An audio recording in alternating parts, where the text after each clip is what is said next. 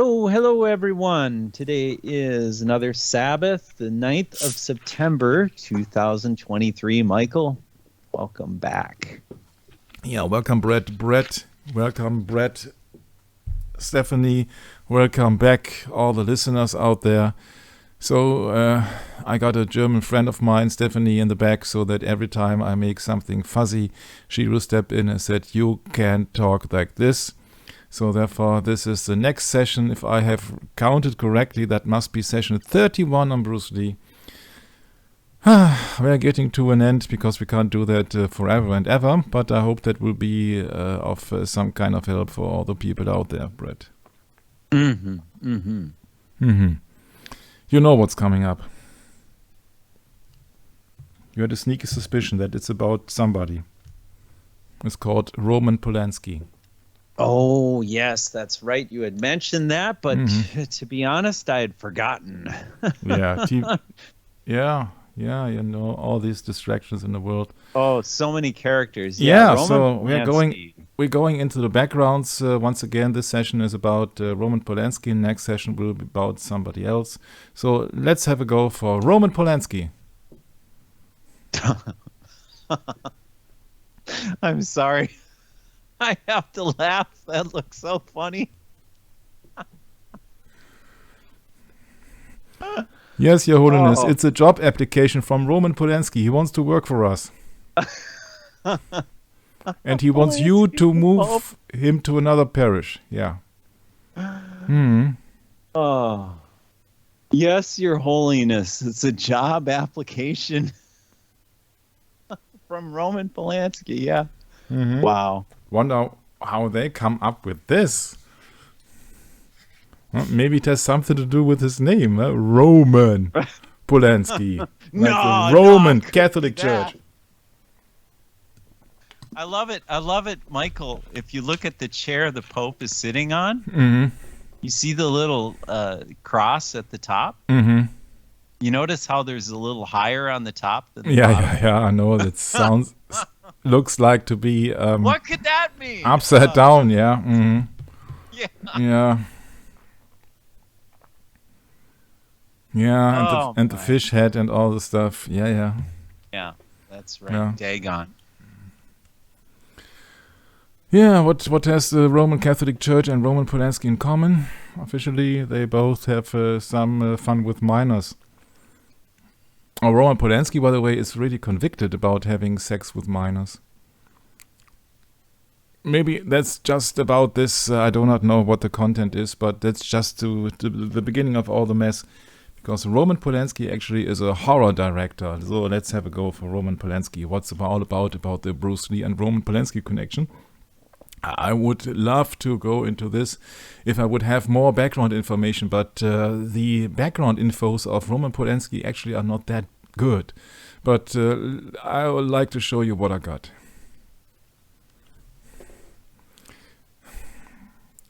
You know that if you are an actor, you have to be a liar. You have to betray God because you don't fulfill his commandments, because you just bearing false witness all over again. And as we have gone into the strange case of the so-called Manson murders and Sharon Tate, we have stumbled across the so-called Operation Chaos. It was a Central Intelligence Agency domestic espionage project targeting, I'm sorry for my voice, American citizens from 67 to 74. Imagine, 67 to 74 is about the time span that Bruce Lee went into fame and died. Established by Jesuitical President Lyndon B. Johnson and expanded under President Richard Nixon, whose mission it was to uncover possible foreign influences. So, of course, it's all the church behind. This church is behind, which also is behind the assassination of John F. Kennedy. The operation of Operation Chaos had been launched by the Director of Central Intelligence, DCI, Richard Helms, and James Jesus Angleton, etc., etc. So that's the problem with it. So that is about a program, if you believe that, is a program about anti-Vietnam War organizers to get rid of all the opposition of the Vietnam War, which was about a war against Buddhism in Vietnam. And You know, there is some infamous Roman Catholic Archbishop in New York. His name is Francis Cardinal Spellman, who has been mentioned as Cardinal War. We have talked about that in our Kennedy sessions, which has also blessed tanks and people in Vietnam. Sure, when Jesus says that everybody who would draw the sword will fall from the sword, then the Roman Catholic Church is just the opposite. It says, oh yeah, you are blessed if you just kill other people who do not follow our agenda. So that's it. So we can suppose that the Roman Catholic Church is behind everything because we have fetched something about information and disinformation, Brett, haven't we? Oh, goodness gracious. Well, yeah, we have. That's right, Michael. It's in the same year, 1969, when the so-called moon landing took place, or, of course, did not take place.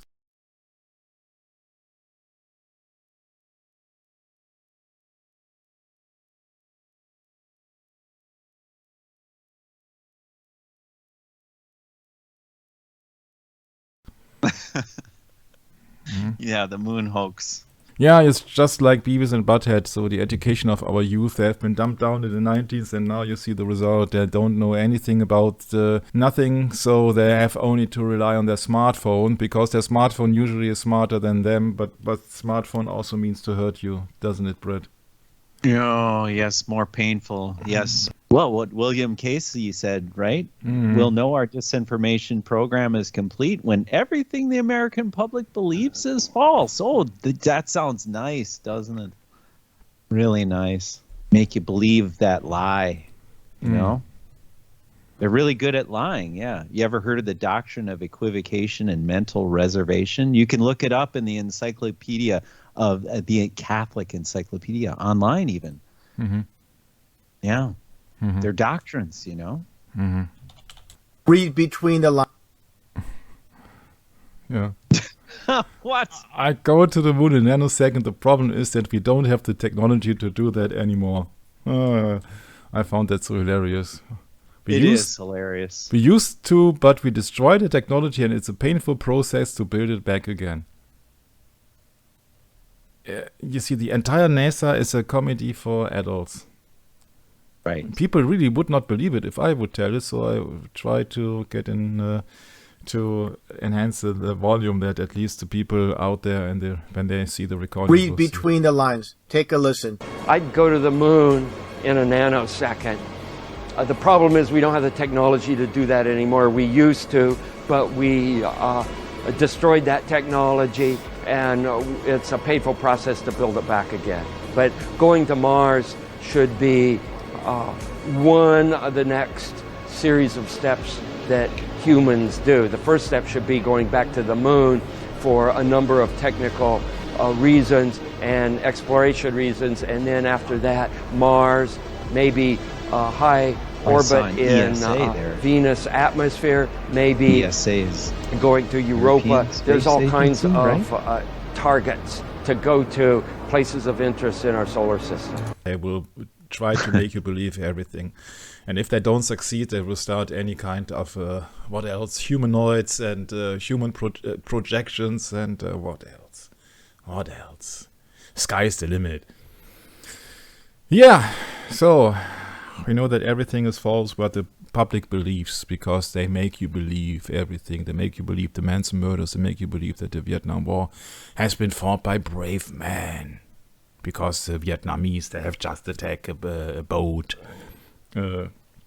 Strange coincidence that boat has been under command of the father of Jim Morrison, The Doors. This is the end. Huh? Riders on a storm. So, Roman Polanski is a Polish, mind-controlled movie director. A director, so he directs people. Which real name is not Roman Polanski.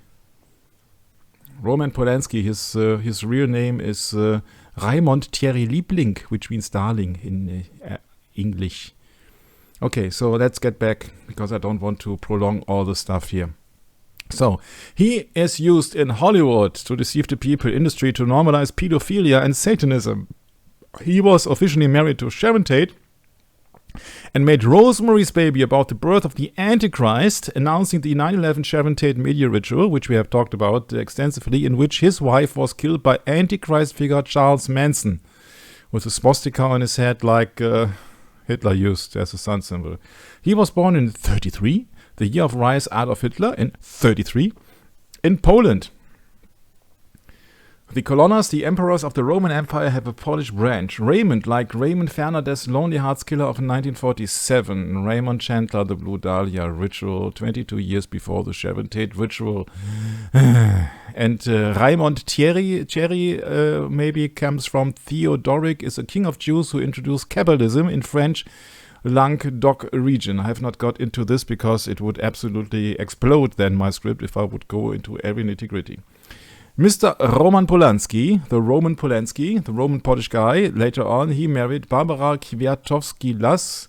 She cooperated with MI6 CIA front Radio Free Europe and later married Karl-Heinz Böhm. Wow. Everybody is related here, huh? She acted in The Joy of Living with Alain Dion, who is a French actor. Alain had a relationship with Rosemarie Schneider. Rosemarie Schneider is Sissy, Romy Schneider in German, Sissy.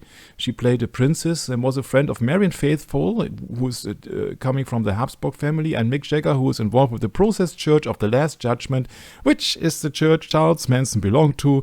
And there is so much going on here, and has of course been established here. The Process Church of the Last Judgment also is a CIA asset as far as I'm concerned. In 1969, Mr. Roman Polanski, he moved with Sharon Tate to Cedar Drive 50. This is incorrect. 10500. A house close to Laurel Canyon, previously owned by Terry Melcher, who is the son of Doris Day, producer of The Mamas and the Papas. Mark Lindsay and actress Candice Bergen. He was a neighbor and friend of Jack Nicholson, who played the Joker, and The Shining from Stephen King, and John Phillips, who is more or less the founder of The Mamas and the Papas. In a media ritual, Sharon Tate was found dead with a cord around her neck, so Masonic hangman pose. We have talked about that extensively while he was abroad. He was officially in England, and his first reaction was, Did she know how much I loved her? Did she know? So you know that he is a director and an actor. He acted together with Sharon Tate in The Fearless Vampire Killers. In 1977, another media ritual, he was accused of raping 13, remember, 13, the number of the left parts of Osiris, 13-year-old girl Samantha Jane Gailey, like Dorothy Gale, Wizard of Oz, gamer after a Vogue photo shoot in the house of Jack Nicholson. All the bad boys come into play now, and Angelica Houston on Mulholland Drive. He stayed 42 days in jail, which is of course a total, coincidence. Because 40 days is not only the number of rainbows, the association Wizard of Oz programming, but of course the number of judges in the underworld in Egyptian mythology and the number of genealogy in the Bible. So 42 is the answer to all your problems, and it's just from the Hitchhiker's Guide to Galaxy. And I think it's not a coincidence that he stayed 42 days in jail. Officially, of course, they will tell you, no, he did not stay 42 days in jail, but only just 6 weeks. He then fled to the United States, to France, used Nastasia Kinski, born at the same day as Sharon Tate, in the Antichrist movie To the Devil a Daughter with Christopher Lee, who is an SOE agent from the Great Britain, who just acts like an actor, as his new muse. So he switched from Sharon Tate to Nastasia Kinski. What a coincidence, because both actresses have been born on the same day. But it must be a coincidence. You can't be sure, because they can, of course, also fake birth certificates as well as death certificates. So Nastasia Kinski is sort of Sharon Tate reborn. And how many years are they apart, Brett? Oh, gee, what is that? Basic 18 or 18. What a coincidence. Yeah. The film was originally scheduled to begin production in 1974, but the cameras didn't roll until September 1975 after the German company stepped in to co-finance and demanded a German performer, Nastasia Kinski, the daughter of Klaus Kinski, who happened to be a very evil character, to be cast in a leading role. This opened the door for 14-year-old Nastassja Kinski, who is portrayed in this movie with actor/agent Christopher Lee, totally nude as a 14-year-old. And as we have been running a Christian program here for years, of course, I have blackened out her private parts. 14 years old. If I remember correctly, they have also faked her birthday, but so that she appears to be older than she actually was. But that's Christopher Lee here, and Christopher Lee, he's just looking at a 14-year-old girl. Of course, she has to do that to get the role, to do a career, and with 14-year-olds you have to have the permission of your father, and her father has been known, Klaus Kinski, to have portrayed vampires and evil characters, as well as there is a biography of the sister of Nastassja Kinski, so he had another daughter which accused him of being a rapist and a pedophile and all the stuff. So you do the math. 1976 minus 1964 means she was 15 years old when the film was published and 14 years old when the movie was shot. This, To the Devil a Daughter, and that is really the name of that stuff here. To the Devil a Daughter, we have talked about that in the Christopher Lee sessions. To the Devil a Daughter. That movie officially was Michael Gottlieb's last film, made shortly before he killed himself while suffering from depression. Of course, that's just a coincidence, and you have to believe it. You can't prove anything. Roman Polanski has been married to a French actress in 1989. She gave birth to their son called Elvis in 1998. He was arrested in Zurich, this is in Switzerland, in 2009, and more than 100 puppets of the Hollywood film industry expressed support to Roman Polanski in an open letter. For example, Woody Allen, Harrison Ford, Monica Bellucci, and David Lynch.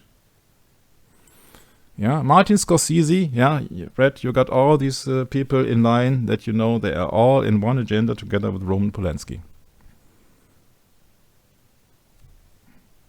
Speaking of Mr. David Lynch, who has expressed support to Polanski, this is Mr. David Lynch in Twin Peaks, in his role as Gordon Cole from the FBI, whistling the tune Angel by Rammstein.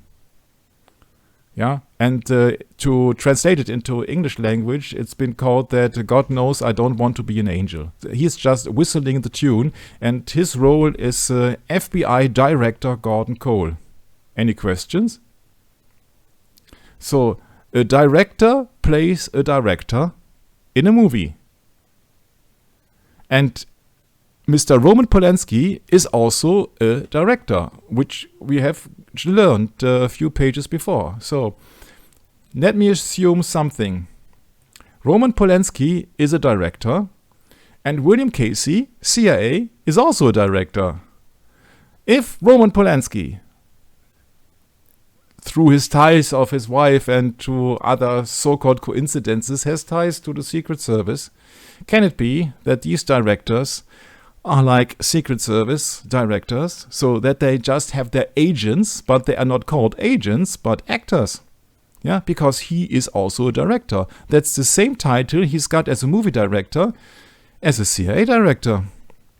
So they are both playing with things that they pretend to be true, because they just give illusions to the public. Because William Casey, as the CIA director, in his movie, he says disinformation program is complete when everything the American public believes is false. And that, I think, is also the case with Roman Polanski. Everything that Roman Polanski does and say serves the same purpose. Yes, Brett? I was just thinking about that. You know, is any of our listeners familiar with QAnon? Mm-hmm. You do know that QAnon is a CIA outfit, correct? Mm-hmm. So be very careful who you trust. Because I do not trust the CIA. You know, the tremendous amount of time it takes to sit and do some research and, in fact, study your history, for God's sakes. It's no wonder we're such big trouble here in the United States, Michael. Yeah, QAnon is a psyop, an alternative reality game leading to a social media hype in the right-wing church. Thank you, Michael. Yeah, this website is not always correct, but it's mostly correct in these Gnostic things. Let's just ballpark it, right? I mean, this is kind of the ballpark we're talking about. Orchestrated by controlled opposition in 2019 to promote Jesuit Donald Trump and Fox News as savior during the fascist COVID-19 ritual. Its climax was the staged Capitol attack of 2021. Yeah, January 6th. Framing anti-fascism as dangerous, violent, and right-wing fascist. It was a continuation of the Pizzagate psyop, anticipation of the U.S. election or selection ritual with Hillary Clinton and Donald Trump to create the problem of Russian fake news, to frame conspiracy theories as right-wing, alt-right, crazy, and dangerous, to desensitize people to rumors about pedophilia, to increase Facebook censorship. I mean, this is the thing. They're trying to normalize everything. Normalize evil, normalize all of the sins of the church, Michael. So that we can all be one with the man of sin that sits in Rome. I have to unbutton my sticker here called Stephanie on the microphone because it hinders me when I go to the microphone. Yeah, this QAnon, you see that there's always something going up. You see that somebody is holding up here your American flag consisting on pentagrams and the 13 stars and stripes of the what is it? The tea company. British. India. I forget the name. Yeah, me too. Yeah, it's always the same. You see that people do not know anything, or they are just paid actors. Yeah, crisis actors and all the stuff. Yeah, nobody knows anything. But that's my 2 cents in it. You see that he's a director and he's subduing his actresses. Yeah, so of course he's the number one when it's because he's ordering the people. You see, the director is ordering the actresses. Yeah, so in the case of Sharon Tate ritual, of course he has a higher rank than Sharon Tate because Sharon Tate is just an army brat, an army asset, and she is an actress and he's a director. Yeah, so that is my 2 cents on it. So. Yeah, and I came across that. You see that in the picture of a so-called atomic bomb explosion or whatever that may depict here. This is FBI Director Gordon Kohler. So another director poses as a director of the FBI. And now you know where my brain cells are then circulating, and I thought, okay, if a director plays an FBI director, why doesn't another director play the CIA director? Because the CIA director also is just a puppet, is just an actor itself. Because the CIA is subdued to the Knights of Malta in the first instance, and then to the Jesuits. So what's the deal? They are just all actors. And I came across that book that we have mentioned in our conspiracy series from J. Wayne Lawrence of the United States of America. The courageous American historians wrote the book The Crisis or the Enemies of America en Masse in 1855. He stated, "But we recognize in the Roman Catholic priesthood and Roman Catholic priesthood and the Jesuit Brotherhood, 2 distinct political organizations united in purpose and using a religion as a mask for political purpose, as they always have done in all ages and countries." And this is the page which I have copied there, which we have spoken about. This is hilariously page 13 in that session of conspiracies. "This," said the Jesuit with a quiet smile, "you suppose to be the system of your own country. I do not suppose it, said the American, I know it. Now, said the Jesuit, listen to me a few moments and I will tell you what I know. Your president is elected by the conclave of cardinals at Rome, the same who elect the Pope. Your people nominate the candidates. Our confidential agents select from the number the one whom they believe to be the most favorable in the interest of the church. That's also the case why Kennedy went to become president, because it was in the interest of the church in the beginning. And that was also his death sentence then, of course, when he did not obey. His name of the president with those of the other candidates is reported to the cardinals and the Pope. When their decision is announced to the confidential friends of the Pope and the cardinals in the United States, they send forth their orders through the priest, and the whole Roman Catholic vote is thrown for the candidate who is favored by the Church. He, of course, is always elected. Your parties are so equally divided on politics that this Roman Catholic vote, which is cast on purely religious considerations, is always sufficient to turn the scale. Bingo. The American looked rather blank at this announcement. He was quite taken aback. I will defend the rights of religious believers of every race, religion, color, and creed, said your Jesuit Donald Trump. So let's use the small window of opportunity we got on the internet to just make our sessions and to be of a service of the Lord in or on the day of the Holy Sabbath. Further on, we move with Roman Polanski. In 2010, he was accused by Charlotte Lewis and a Jesuit lawyer. Must it be any more obvious than that anybody who has a Jesuit lawyer has some close ties to Jesuitism? Gloria Allred of sexual abuse. So that's it for the general introduction. Now comes to his movies, filmography. When Angels Fall. Any questions with the title? Fallen Angels, huh? 1962, Knife in the Water, Hangman Theme, Boat Rivalry, 1964, 1964, Le Plus Belle Escroquerie du Monde. That is in German, the world's most beautiful swindlers. And it's very interesting that I found that not by accident but on purpose. It's very interesting because this movie consists of several takes by several directors. So this is just not a complete movie. This is just 10 minutes here, 10 minutes there, 10 minutes everywhere.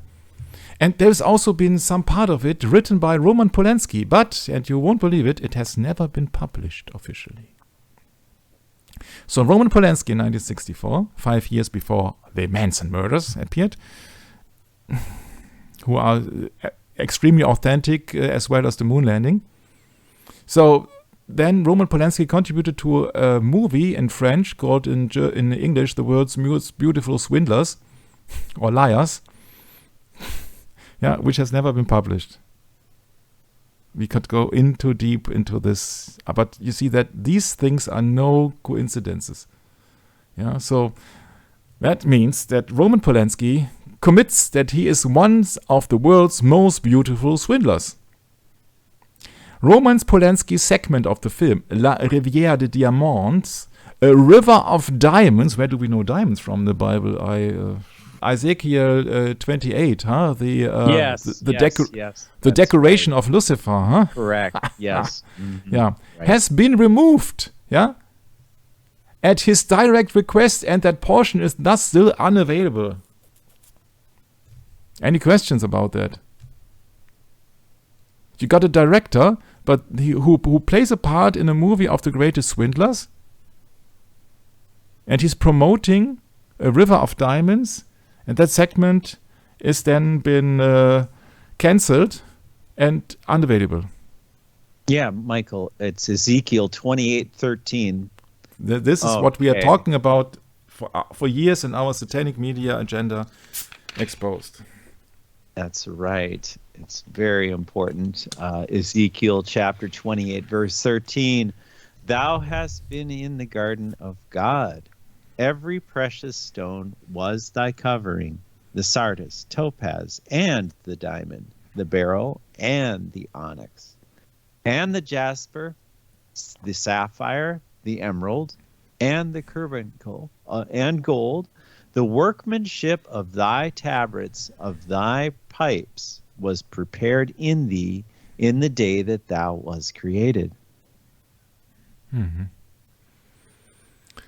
Yeah, and then he wanted not to praise God, but he wanted to have his praise for himself. He, therefore, pride struck him, and then he fell. Yeah, And he didn't fall alone. He didn't fall alone. He had company, Michael. Yeah, he had company, all the fallen angels, which is very interesting because if you take that into context here. Yeah, but Michael, it was 1/3 of heaven, it says in the Bible, right? Yeah, but you see it in the context, please, yeah? When he does 5 years before, he does a movie called When Angels Fall, regardless of the content of the movie, it's just the title, huh? So, it's Les plus belles escroqueries, my French is very bad, the world's best scams or the world's most beautiful scams. So this is a director who is only attracted by evil. 1965, Repulsion. Yeah, with a razor blade. Have you think about that? You know, Alfred Hitchcock with a knife and Roman Polanski with a razor blade. Repulsion, and Repulsion also has Mars Venus symbolism, has something to do with sex though. And you see here a female hanging like a kind of hanged person here. Yeah, that's also no coincidence. Yeah, I have forgotten to insert a picture here. But that's that's not a problem because I can copy the hyperlink.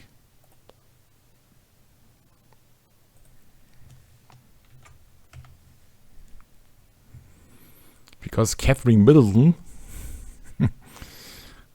yeah, she wears the same outfit like Di, or more like Rosemary's Baby. Yeah, so she has born Rosemary's Baby in 2018. Louis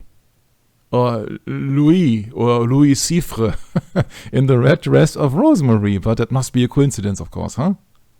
The birth of the Antichrist, Rosemary, and Antichrist movie Rosemary's Baby has been displayed in the birth of Prince Louis in 2018.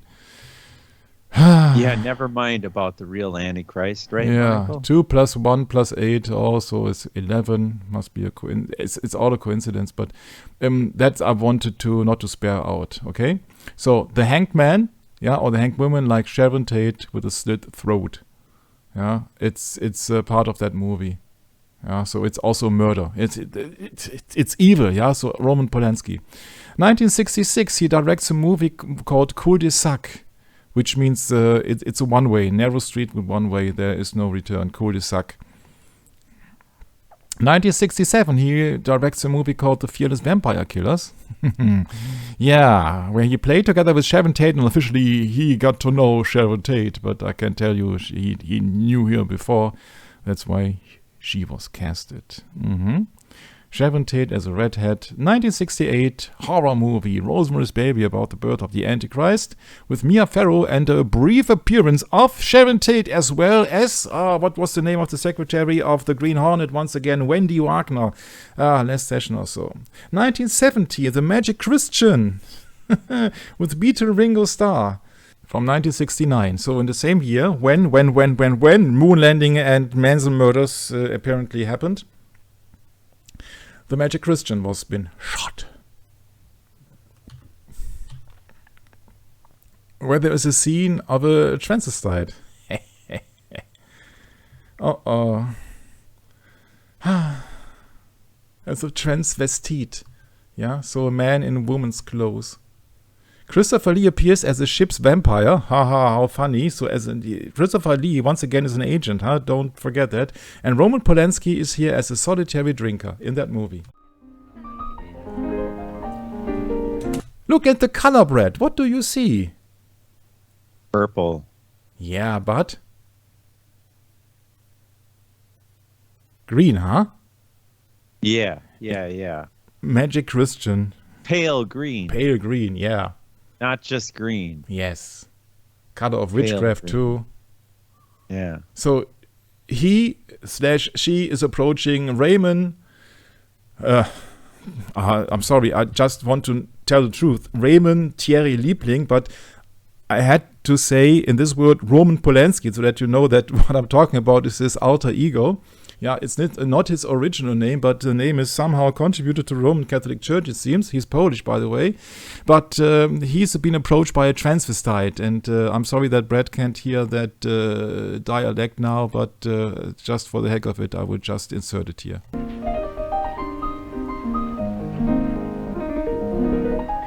Would you like to buy a girl a drink, big boy? So I just translated, would you like to buy a girl a drink, big boy?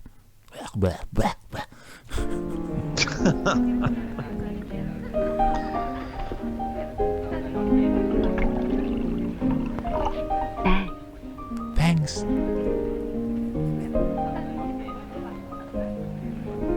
Here's looking at you, mister. What strangely reminds me of the Fearless Vampire Killers, where he meets somebody who falls in love with him, so there are homosexual tones in it. I wonder if that has something to do with Mr. Polanski. And there's a Beatle in it. This is Ringo Starr that you just have seen. And that movie must be so... This is Ringo Starr. Yeah? And that must be so important that in 1969 he had to shoot that video. They had to use Roman Polanski in that video about the Magic Christian. Yeah, which is of course not a Christian movie, yeah. Everywhere there are overtones of homosexuality in that movie. And now she's singing. He's singing, sorry. This is so confusing. Yeah, of course. I'm so ashamed of it, but must admit this. Yeah, but I just want to spare you the entire thing, but just want to...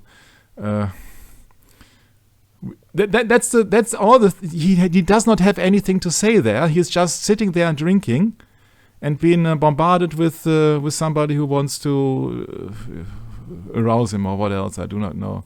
Magic that would finally destroy. It's about magic. Yeah. Blah blah blah. And in the end, I think that she reveals her.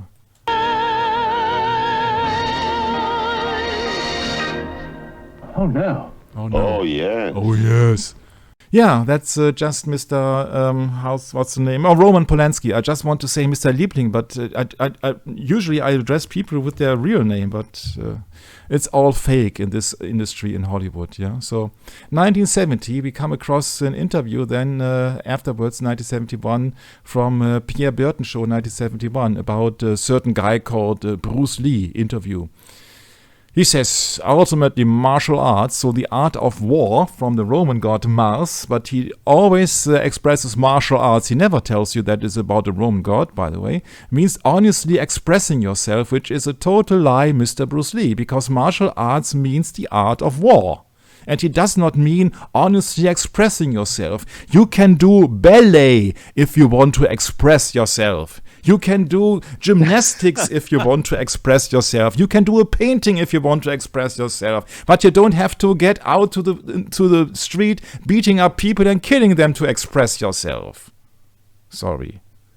Maybe it's a little bit overdoing what I'm just doing, but I was just presenting that nobody, also not Bruce Lee, is telling you what martial arts actually means. My. Yeah, and then Peter with Ramirez, which is, I think, a really nice guy, says, this man was so ahead of his time, it was an honor just to hear him speak. No, he didn't know anything except his martial arts, because he was just dying at the age of 32. What did I know at the age of 32? He wanted to become an actor, he wanted to have $10 million, he wanted to have flings, he wanted to have chicks, a Rolls Royce, what's else, and...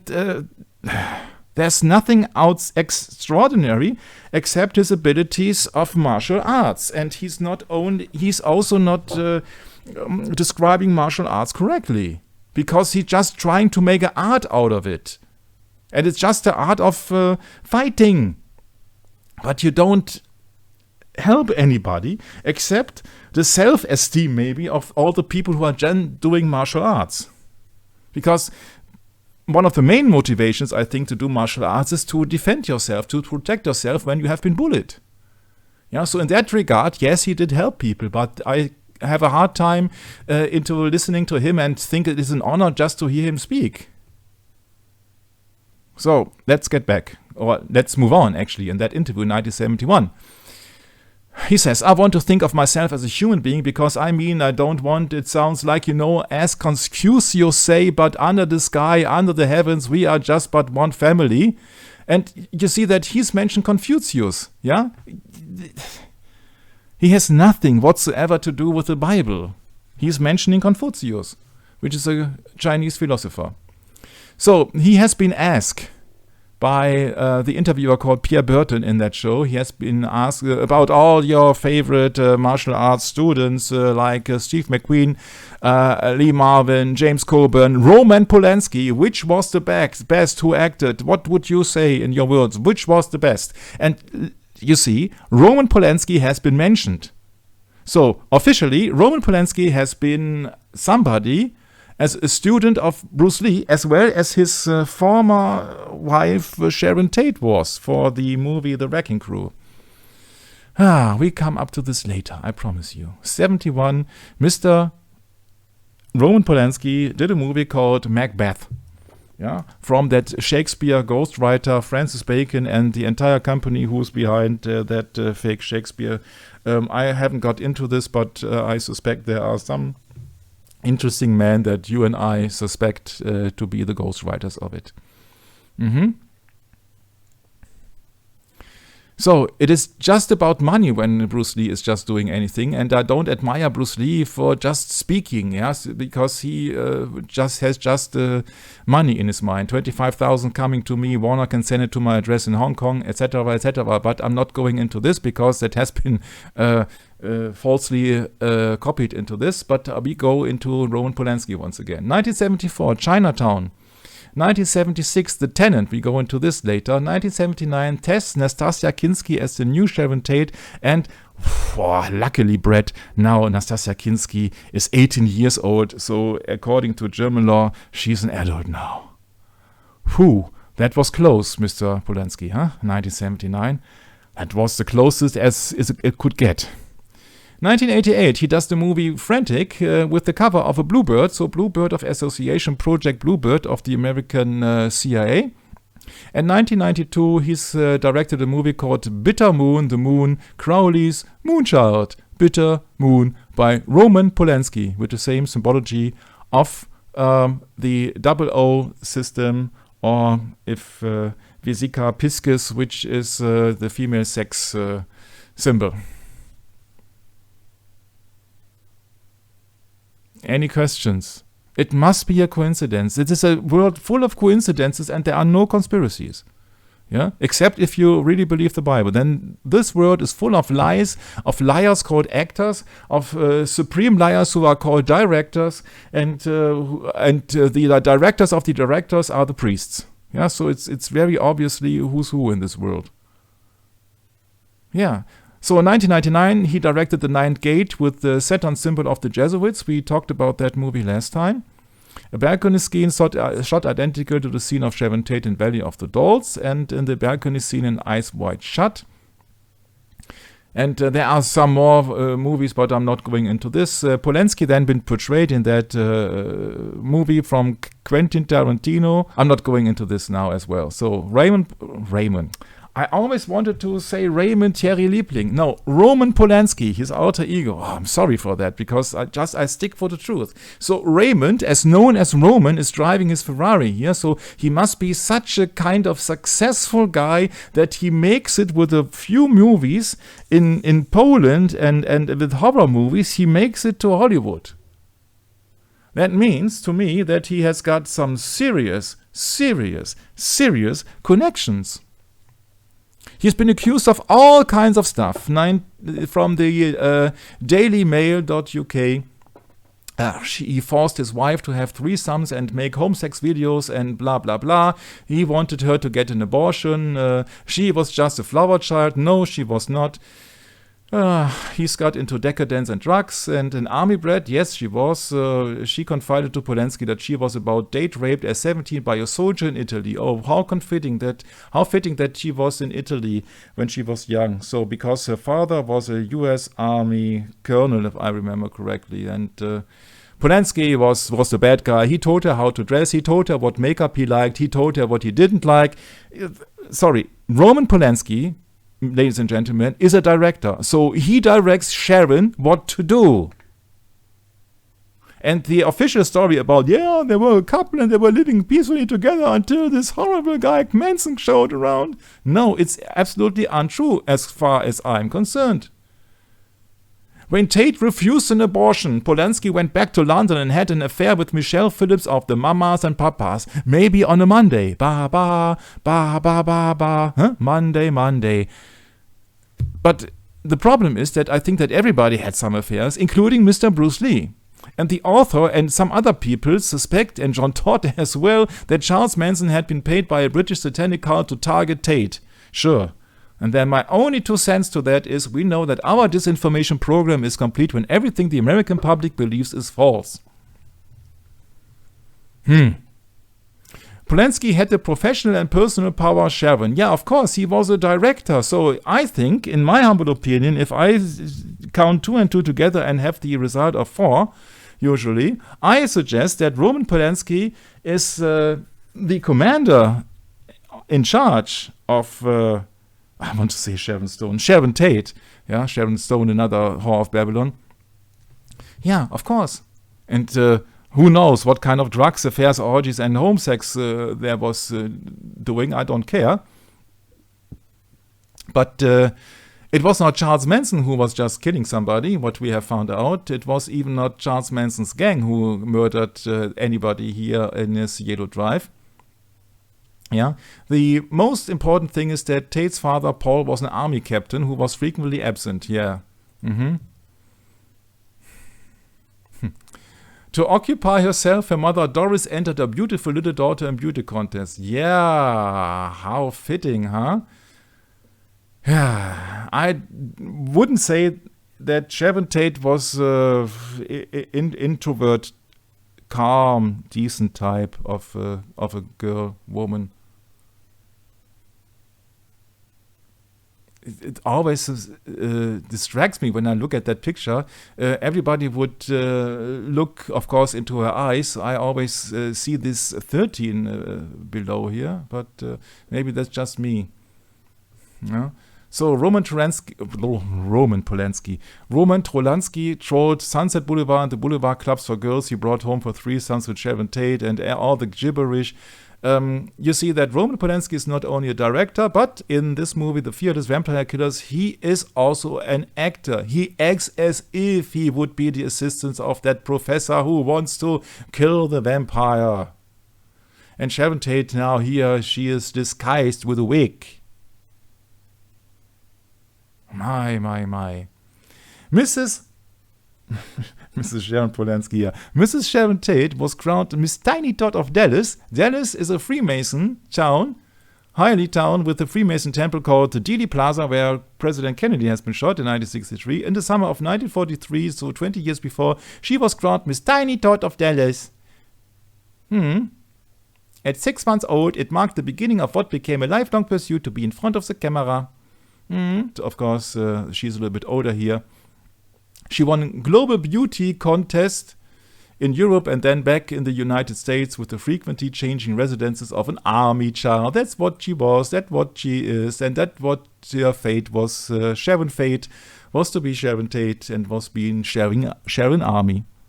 Yeah. Commercials followed. She wanted to be an actress, a star, a new Marilyn of the American cinema, and you have to believe it, I don't. She hooked up with actor Steve McQueen. Oh, let me have a guess. Steve McQueen was infidel.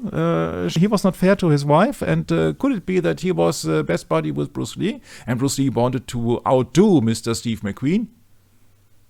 Also, Mrs. Sharon Tate became engaged to Jay Sebring, a kinky, dungeon-loving hairdresser to the stars. And what we have found out is what this article is missing here, that he has something to do with Rosicrucian, something to do with the Jesuits. That, of course, is not been mentioned in that article here because it's just for the general public. And then began her last love affair with uber-dominant director, DD, 44, Roman Polanski. Huh? How do I come up with this conclusion here that it is absolutely fabrication? Yeah, because you see that Roman Polanski is just an actor and everybody was having sex in the higher circle and affairs or what else. So, what's the big deal on it? I think that also this marriage with Roman Polanski was just a fabrication. I don't think that the baby was from him, and I don't know what to think out of all the stuff. I find it interesting that she comes from Italy. There are many people coming from Italy, or there are also people going back to Italy. For example, Bruce Lee in 1972. Bruce Lee, then he was just having a few shots for, I think it was 2 weeks in 1972 for The Way of the Dragon. And the left guy here, if I remember correctly, his name is Guido. And the right guy, I can tell you, is Anders Nielsen. And it's just a regular guy who is not a professional actor, but he acts as if he just belongs to the gang of gangsters here to support the movie. So he's just part of the movie, or the part of the movie crew actually. And they have cast him here, and I said, okay, you just go out, grab a knife, and threat Bruce Lee so that we can have a decent shot. Yeah, and Anders Nielsen, you see that all these people, they have certain backgrounds. Anders Nielsen, born in the United States as a child of Swedish missionaries, he moved to Hong Kong. And I said, okay, I'm not going to into every nitty-gritty here, but you have to bear in mind that all these people, these actors, these are not necessarily the things that they are telling the broad audience. Yeah, so Swedish missionaries, that also that guy has a background from a church, obviously. As a musician, he was befriended with his musician brother of Bruce Lee, Robert Lee. He was introduced to Bruce Lee, who was looking for some foreigners to act as Italian thugs in his movie Way of the Dragon, which was not entirely shot in Italy due to the high cost, of course. Yeah, so they shot most of the scenes they shot in Hong Kong. It's no problem to shoot a scene in the backyard somewhere, so nobody can make up if that lousy place is Italy or that lousy place is Hong Kong, huh? So every time I see Roman Polanski together with Sharon Tate, or most of the times, he's got a cold right hand bread.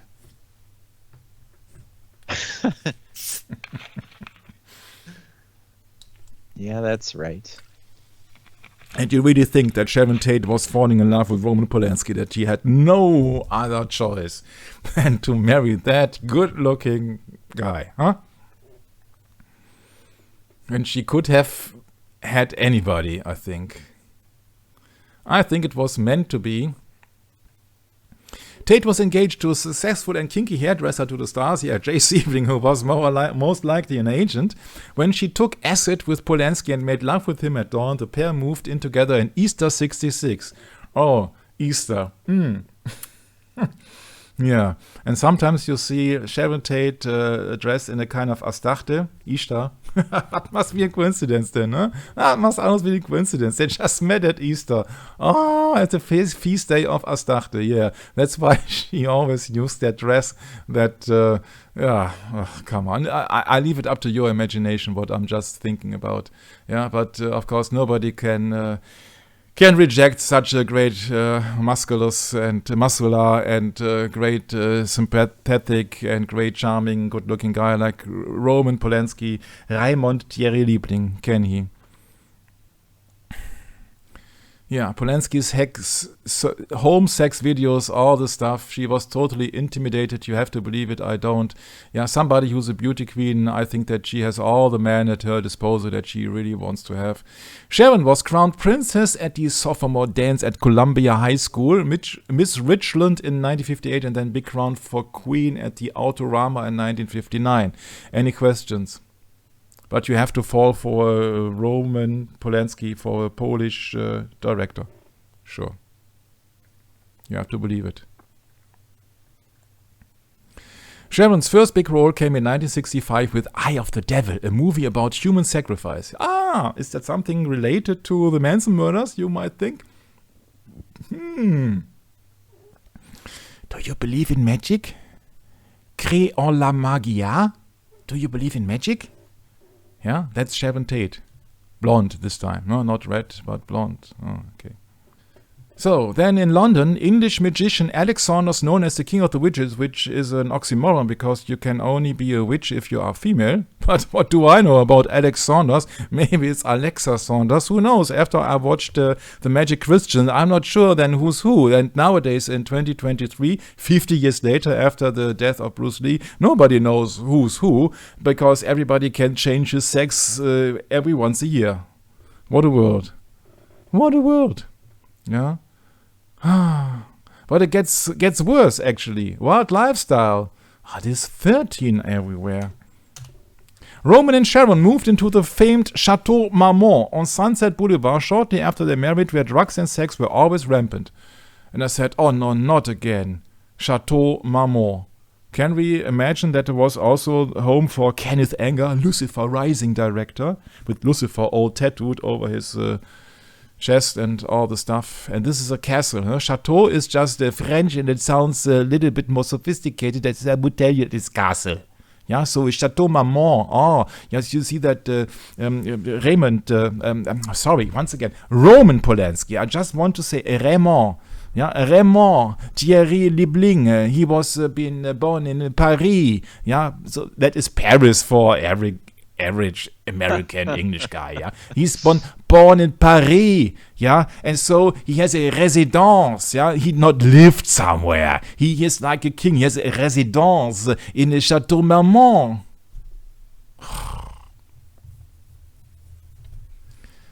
My.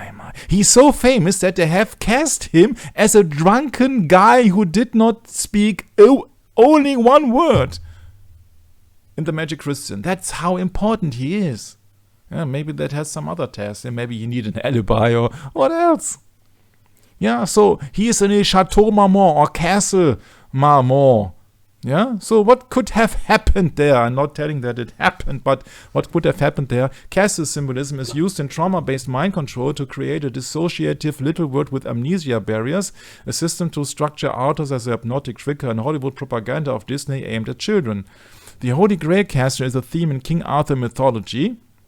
Conquering the heart means taking over the castle. Castle symbolism is seen everywhere in Disney movies, for example. And we know that in 1966, officially, Sharon Tate was close to be... 26, 20-something. Okay, I'm just too lame to calculate.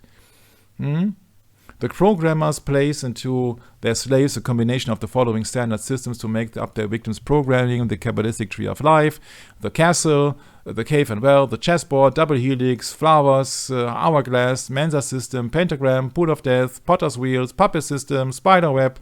What else? No? Spider web like the internet. Oh, the umbrella. Yeah, hello, Mr. Umbrella Man. So could be that there are some things happening there, and Chateau Marmont or the Castle Marmont, of course, is what we should call this is an army asset. Yeah, so they train people there. Like the obelisk and the Ben stone, the castle tower can be represent the phallus of Osiris. The rock is a symbol of Jupiter. The elite families of the Draco-Orion bloodline. You see that. Let's not say Draco-Orion bloodline. Let's just say the lineage of Cain. Yeah. So I think that if somebody is correct in saying that Sharon Tate wanted out. Yeah, she did not want to obey. She wanted out. She wanted to have a live on her own. She wanted to have a life on her own. She wants her privacy back. She does not want to be an army asset anymore.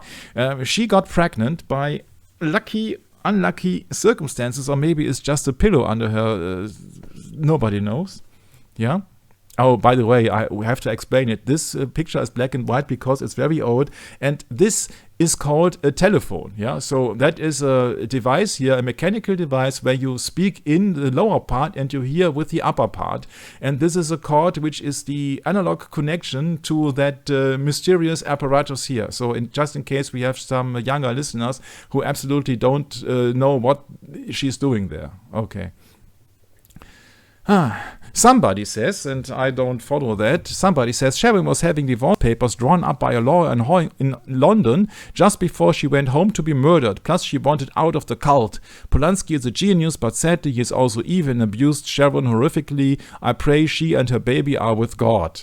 Yes, I hope that somebody would see that she is an actress, and you can file up divorce papers more easily than you can just file up and print some death certificates, which are just totally fabrication, right? So if you can fabricate a birth certificate, you can fabricate a death certificate, and you can fabricate divorce papers. So nobody knows anything. Yeah, at least that would be one thing that John Todd would have gotten right, although I don't believe that John Todd is a real agent. I believe that if I listen to John Todd's recordings, I have mentioned that before, I think that is a guy who has been programmed and is just about to reveal this and that. Either he's an agent or he has been programmed and there is something fishy about him. I don't believe anything. He says that she wanted out and you don't get out. Yeah, so they have killed her and Manson got the money and all the stuff, and I don't believe a bit. I'm sorry, I don't believe a bit. He claims to be a reborn Christian. He says he was a part of many brotherhoods, and he feared the one only brotherhood he feared was the Process Church of the Last Judgment, a brotherhood that Manson belonged to, and they are out to kill him, but strangely enough, in more than 20 years, they couldn't kill him. But sorry, guys, this is just controlled opposition in one way or another. So, my conclusion is, tragedy. On the night 8 months pregnant, Sharon Tate was not stabbed 16 times. 16, by the way, this is the official verdict here, 16. 16 would mean the tower, which means the card represents destruction for the sake of rebuilding. It's like the tower, it's like the World Trade Center with the falling man. Yeah, 16 would be in accordance to the falling man, because the falling man is also upside down like the figures here on that tower, which is on fire. So where to start? Where to start? You see that everything here is fabricated, and I don't want to go into 16, 13, 11, this and that and that. You see, the card 16, if she was stabbed 16 times, could be a direct reference to Aleister Crowley's Book of the Law. And we know that Aleister Crowley is a secret agent as well. In chapter 1, verse 57, the goddess, which is no goddess, Nuit, who never existed, speaks, invoke me under my stars, love is the law, love under will, now let the fools mistake love, for they are love and love, there is the dove and there is the serpent, choose ye well, he my prophet has chosen, knowing the law of the fortress and the great mystery of the house of God. Which house of God? Which house? God has no copyright. The dominating feature of this card is the Eye of Horus. Oh, there is something in common with the Freemasons, and so I guess. So you hear the desperation in my voice, I think. Yeah, where to start with all this BS? Yeah, murdered along with Jay Sebring. I suspect that there is nothing murdered, at least not inside that house. My. I don't buy that entire story. And then, out of a sudden, of course, Roman Polanski was deciding on his own that he has to get the murder of his beloved wife. Did she know how much I loved her? Did she? Yeah, that was, he was told in London. Officially, he did something. He did put out a reward of $25,000, which is much more worth than today's money. Roman Polanski and friends of the Polanski family offers to pay a $25,000 reward to the person or persons who furnish information leading to the arrest and conviction of the murderers of Sharon Tate, Amber Child, and the other 4 victims. And of course, I would have doubled or put that amount to $1 billion. Yeah, because he knew that he would never have to pay it, because Sharon Tate, according to my research and some other people, most likely was never murdered. So the sum, you see, maybe it would be better to raise the amount here to 42,000 or so. Information should be sent to information post office box 60048. Please calculate the number, Brad. Mm-hmm. Please add up the numbers 6 or 048. 18. Yeah, sure. So poor Mr. Manson was just a bad actor with his swastika symbol of the sun, or the black sun. He was found guilty to conspiracy, sure. They are telling us there is no conspiracy, and out of a sudden we find a conspiracy. Lucky we find a conspiracy in 1969, huh?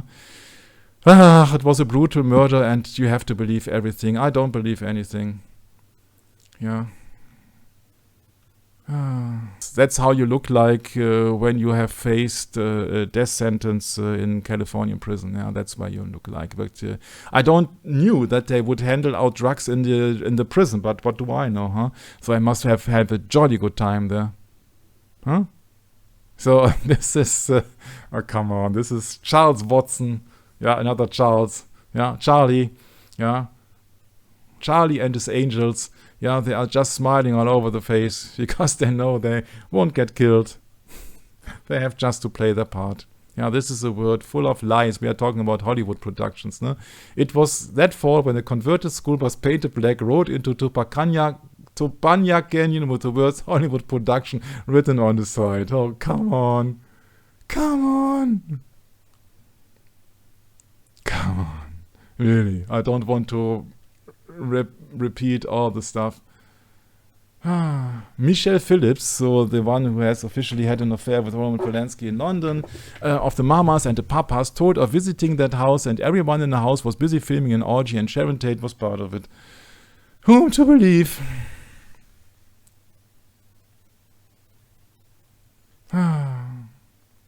Polanski was in Europe finishing the script for The Day of the Dolphin, a movie that he never made. What a coincidence. And Sharon returned to America by ship, the Queen Elizabeth II, too pregnant to fly. Oh.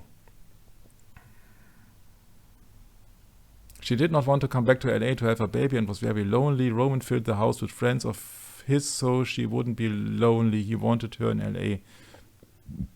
Sure, she was part of the ritual. Sharon suspected he was having an affair in London. She thought about splitting up after the baby. Yeah, you can assume anything. We know that we assume that it was a ritual, and that all that stuff we don't have to read. Yeah, it's all smoke and mirrors. Where is that mentioned here? Indeed, it may all be smoke and mirrors, and ultimately impossible to prove beyond doubt shadows. Yeah, that's it. Yeah, so this is all a fabrication. If you don't believe this story, they will hand out an alternative story. Yeah, so what I can tell is that Roman Polanski was part of the high society, obviously. You know, Ferrari, what is it, 275 GTB? Yeah, 275 GTB4.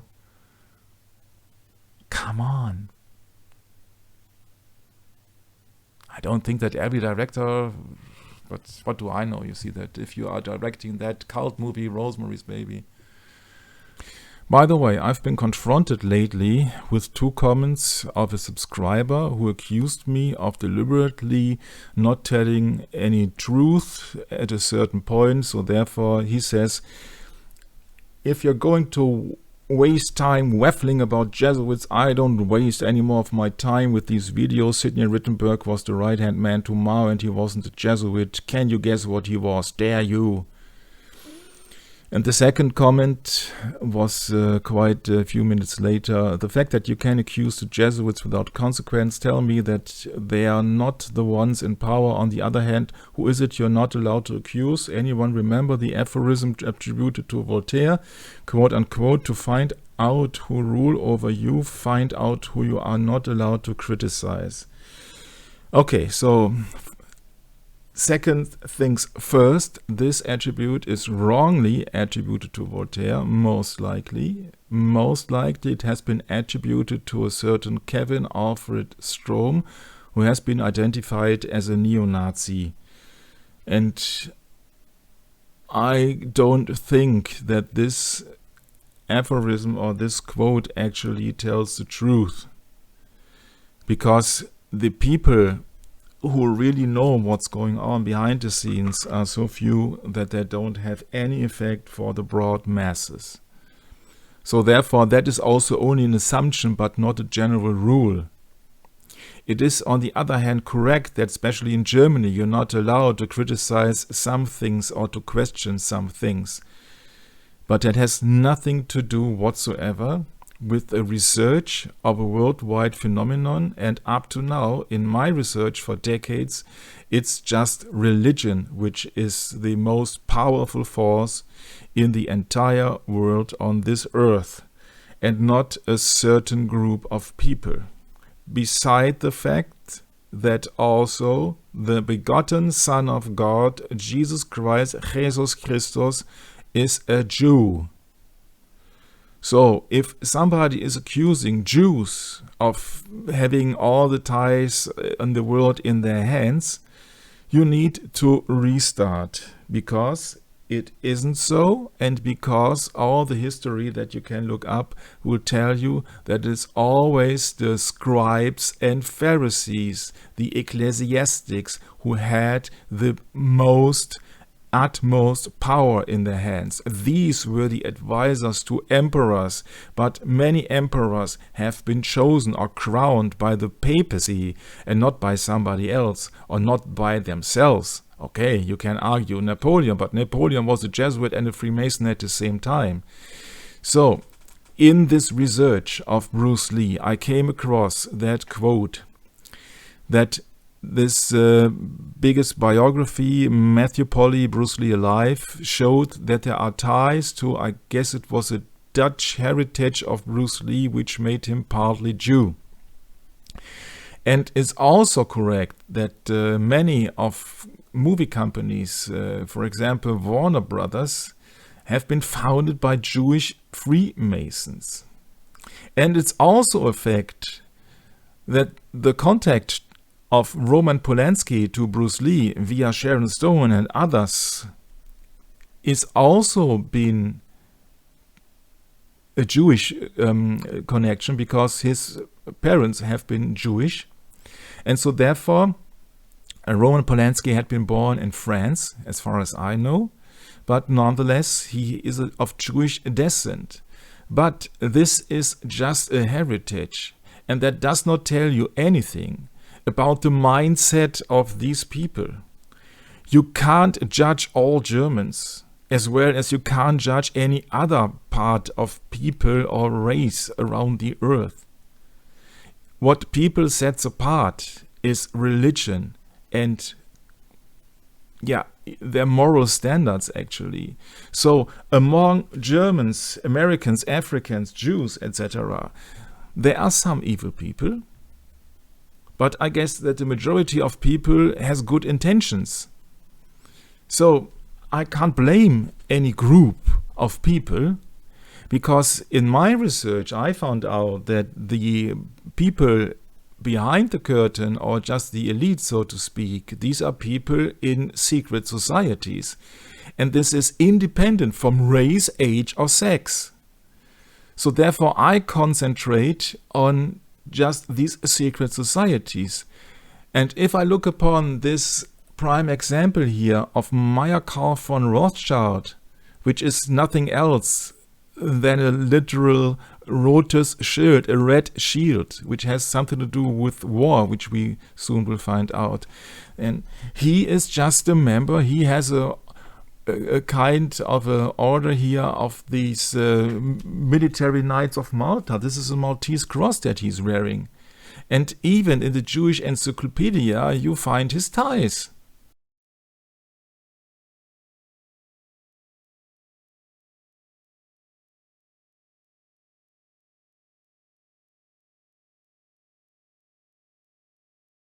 So if you just really do your own research, you must at least consider that there are ties from very important people and wealthy people to the papacy, or to the Roman Catholic Church. So therefore this is the tie, and this is just the connection. Mao has also been ties to the Jesuits. And you have to ask yourself then, if you assume that this Sidney Rittenberg is the most powerful man behind Mao in China or the like, you must ask yourself, who invented communism then? It wasn't the Jews. So therefore, if you just look long back in history, you will find out that at least my hypothesis should make some sense. Actually, I don't care what other people believe, but I would just ask people to just be polite and just do their own research instead of accusing somebody of deliberately not talking the truth. So therefore, I will just quote now an excerpt of the book Rulers of Evil from F. Tapasauci. That is the book. And this book is freely available on the internet. I'm just quoting here page 160 of the PDF that you can get if you just look for it, Rulers of Evil. This quote as follows. In September 1769, Prince William appointed Meyer Amschel Rothschild of nearby Frankfurt to transact some of his financial affairs in the capacity of crown agent. Aware that the Rothschilds are an important Jewish family, I looked them up in Encyclopedia Judaica and discovered that they bear the title, quote-unquote, Guardians of the Vatican Treasury. The Vatican Treasury, of course, holds the imperial wealth of Rome. Imperial wealth grows in proportion to its victories in war, as the Jesuits' empowerment regimini militantis ecclesia implies the church at war is more necessary than the church at peace. According to H. Russell's Robinson, Illustrated Armor of Imperial Rome, Caesarian soldiers protected themselves in battle with shields painted red. Since the soldiery is the state's most valuable resource, as the Council of Trent admitted this in preferring the Jesuits to all other religious orders, it is easy to understand why the red shield was identified with the very life of the church. Hence the appropriateness of the name Rothschild, German for red shield. The appointment of Rothschilds gave the Black Papacy absolute financial privacy and secrecy. Who would ever search a family of Orthodox Jews for the key to the wealth of the Roman Catholic Church? I believe this appointment explains why the House of Rothschilds is famous for helping nations go to war. It is fascinating that as Meyer Rothschild's sons grew into the family business, the firm took on the title Meyer Amschel Rothschild and Söhne. So that means Meyer Amschel Rothschild and Söhne and sons, which gives us the Notarikon Mars, M-A-R-S. Isn't Mars the Roman god of war, whose heavenly manifestation is the red planet? There is powerful Kabbalah here, and there's hardly an acre of inhabitable earth that hasn't been affected by it in some way. It may never be known if John Carroll or Charles Philip Stratton paid a call on the offices of Meyer Rothschild during their grand tour. Carroll was not permitted to keep a record, and the Rothschild name is synonymous with secrecy. But a call keeping a close incognito at the House of Rothschild would not be inconsistent with outcome. So much so, in the end, it is just what everybody believes. But several other serious researchers, as well as me, are convinced that there are some Jews who serves as a distraction away from the Roman Catholic Church. So therefore, it is just a religious matter. So it is in the end what you believe. And I believe in the only begotten Son of God, which is Jesus Christ.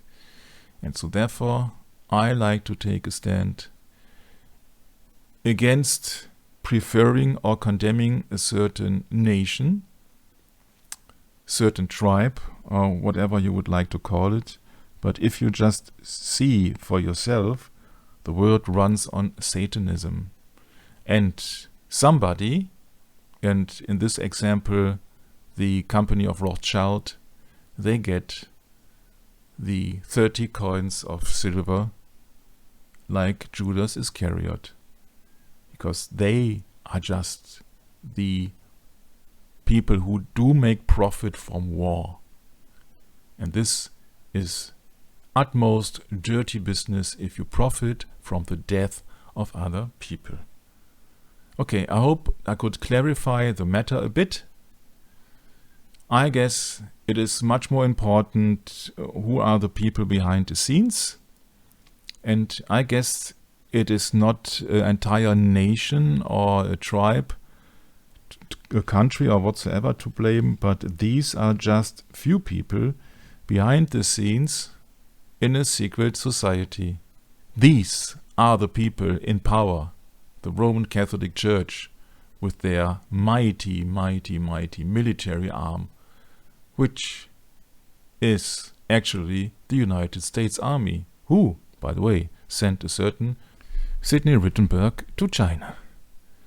And there is only one, not nation, not race, but secret society, who came up as the founders of communism, and that's the Jesuits. I don't get it why everybody is falling in love with Roman Polanski, and I have my doubts with it. Yeah, I have my doubts with it. I have nothing against Mr. Polanski. Yeah, I only accuse him of being a total propaganda outlet for Satan, but I have nothing against him personally. Yeah, the only thing that I would have advised Sharon Tate is if you celebrate Christmas, what I think is highly likely with your mindset, then I would have I have made him a gift with a pair of gloves, yeah, so that he does not have this cold hands anymore. If you don't want to see it, you don't see it. If you're not educated, then you don't see it. Yeah. So if you have a pentagram as a Roman Polanski regisseur, yeah, in Poland, and your name is coming from Old English, which means pertaining to ancient Rome, inhabitant or native of ancient Rome, so you're a part of Rome. And don't tell me there was in the Second World War, when he was being persecuted and all this stuff, that he could not change any other name. No, it must be Roman. The Roman nose, interesting, having a prominent upper part, is called so by 1620s. Oh, that would be very fitting, because have you seen his nose? Yeah, he's got an extreme long nose. You don't see it there in this picture. And I'm not making any fun of it, really. I mean, this is serious now. This is really serious. Go back to the Ferrari. You can Go back see to it the Ferrari. plain as day. Oh, okay. Yeah. Bingo. Yeah. I think he's got a prominent nose. Can we agree on that? Absolutely. Okay, so let's go for his nose. Yeah, in German we have a saying that on the nose of a man you can recognize his phallus, but let's not make fun of it, but let's just say what this etymology talks about. The Roman nose, so the nose of Roman Polanski having a prominent upper part is so called. So he's got a Roman nose as well. Interesting. Roman nose, yeah. Sorry, this is too far-fetched, I know that, and you will not believe it, but with the Roman nose, Brett, please combine the first two letters of Roman and the last two letters of nose. Rose, yeah. Yeah, what a coincidence. Right. The Roman nose, yeah, Rosicrucians, interesting. It's just coming to me as a kind of inspiration at the moment. Yeah. What's that for a comment here? So, Matthew Polly is incorrect in his biography, Bruce Lee Alive, by saying Bruce got his dress in Game of Death as a gift from Roman Polanski on a skiing trip. Interesting. Interesting. So, Bruce Lee has a connection to Roman Polanski. First of all, you know that where is that? Never mind. Bruce is wearing his most iconic outfit, a skin-tight canary yellow jumpsuit with a black racing stripe. It was inspired by the ski jumpsuit Roman Polanski lent Bruce during their ski vacation in Gstaad in Switzerland. Even the costumes were meant to support the movie thesis that the martial artist had to be better than the martial tradition. I'm dressed in a typical Muslim outfit. Everybody is in traditional garb, Ino Santo says, but Bruce looks like the modern jet set. Aha. So that Game of Death outfit officially has been not inspired by Beavis and Butthead, but by Roman Polanski on his ski resort in Switzerland. Yeah, so Game of Death. Which is, of course, the same outfit as Kill Bill Game of Death. Come on, show me a picture of it. Yeah, that yellow jumpsuit with a black racing stripe. Yeah, so that... has been bought, purchased, manufactured against after the original inspiration of Bruce Lee in Switzerland when he was visiting Roman Polanski. Question: why does Bruce Lee go to Switzerland to meet Roman Polanski when Roman Polanski was the one who was then had a sneaking suspicion that Bruce Lee could be the one who has murdered his wife and all the other guys in 1969 because he was just living in the neighborhood. Interesting, huh? So they were befriended, and we have learned from the Pierre Berton show that Roman Polanski happened to be a student of Bruce Lee. And so Roman Polanski inspired Bruce Lee. Oh, yeah, I think that we are going into deep waters now, huh? Polanski had fallen into dissolution in London, where he was working on a movie and sleeping around while back in California his pregnant wife was putting together a home. Tate wound up getting murdered because he was around in London, he said, but that was just one side of it. The other story is sitting in the Bel Air Hotel with Roman after the funerals and having to address his financial situation, which was not very good, Tennant said, and Roman looking across the table at me and saying, I wish I had spent more, I wish I had bought more dresses, I wish I had given more gifts, so what story do you want to tell there? The one about this little prick who left his wife alone with Jay Sebring and Gibby Soforger and Wojtek, these four tragic losers, or do you want to talk about the poor kid Roman Polanski? He who dies with the most toys wins. I think it's pretty self-serving to call that period and what was going on innocent. What innocent about drugs? What's innocent about promiscuous sex? You tell me where the innocence was. Within a week of murders, Polanski was partying it up with Warren Beatty, he added. The brutal reality was that nobody cared or gave a shit about Sharon Tate. Not because they weren't nice, but because she was expendable. As expendable as an actor whose option comes up and gets dropped. After his wife's murder, Polanski stayed on the Paramount Studios lot as much as he could. It was the only place he felt safe, and not just from the killers or the media, from the LAPD. You found the police surveillance units, and you found that the police in Los Angeles knew everything about everybody, Tennant said. Interesting that they did not knew anything about the murders of Sharon Tate, because they did not have any connections to the La Bianca murders, and they had no connections to the Manson family for months. What a coincidence. What sloppy police work, if you believe it. No, it was all orchestrated. Polanski later invited Bruce. Bruce stayed at Polanski chalet in Switzerland, February 16 to 26, 1970s. We go into these letters here. In his letters home to his wife, he claimed to have a miserable time. He didn't like skiing, and he didn't like Polanski's jet set guests or their hard partying lifestyle. The so-called jet sets are kind of silly and boring. Drinking, smoking pot, and skiing is almost all they do, Bruce wrote. In between, everyone is trying to take someone to bed. Roman, if not skiing, is always after some girls. Bruce Lee was not, as a general rule, averse to getting stoned or getting laid. According to Polanski, the women were impressed by his charm and oriental good looks.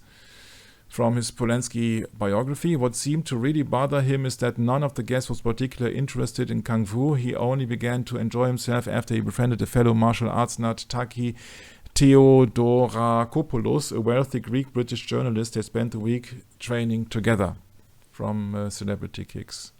Can I remind you that Polanski suspected Bruce Lee because of lost glasses at the scene, that Bruce Lee could be something to do with, and he bought then, graciously, he bought new glasses for Bruce Lee, and you have also believed that story, because you can't ask Bruce Lee anymore, huh?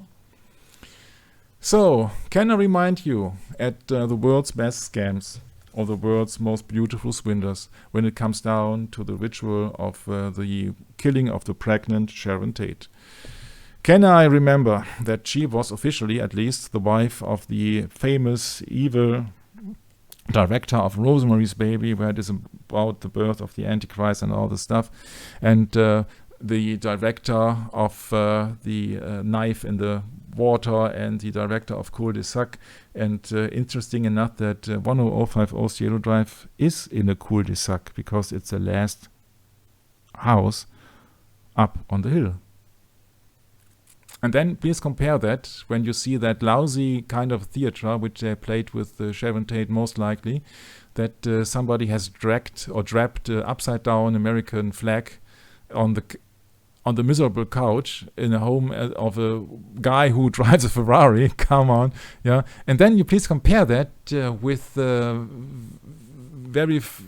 with the quote of Kenneth Tynan from Life magazine about Roman Polanski. A tour de force of sex and suspense, exquisitely sinister, flawless, if psycho turned inside out. Polanski is a master of the macabre. There you go.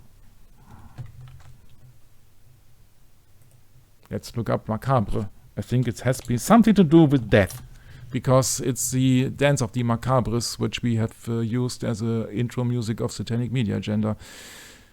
A representation of death and its victims. From Old French macabre, the dance of the death, which is of uncertain origins. So, just compare that, please. And I think that it's just well fitting to the scenery where Sharon Tate has been found, although I have no place to put it here. Allegorical representation of death and its victims. I think that is extremely fitting the qualities of Mr. Roman Polanski, or maybe say Raymond Thierry Liebling. But that's just only my 2 cents about it. You are free to have your own conclusions.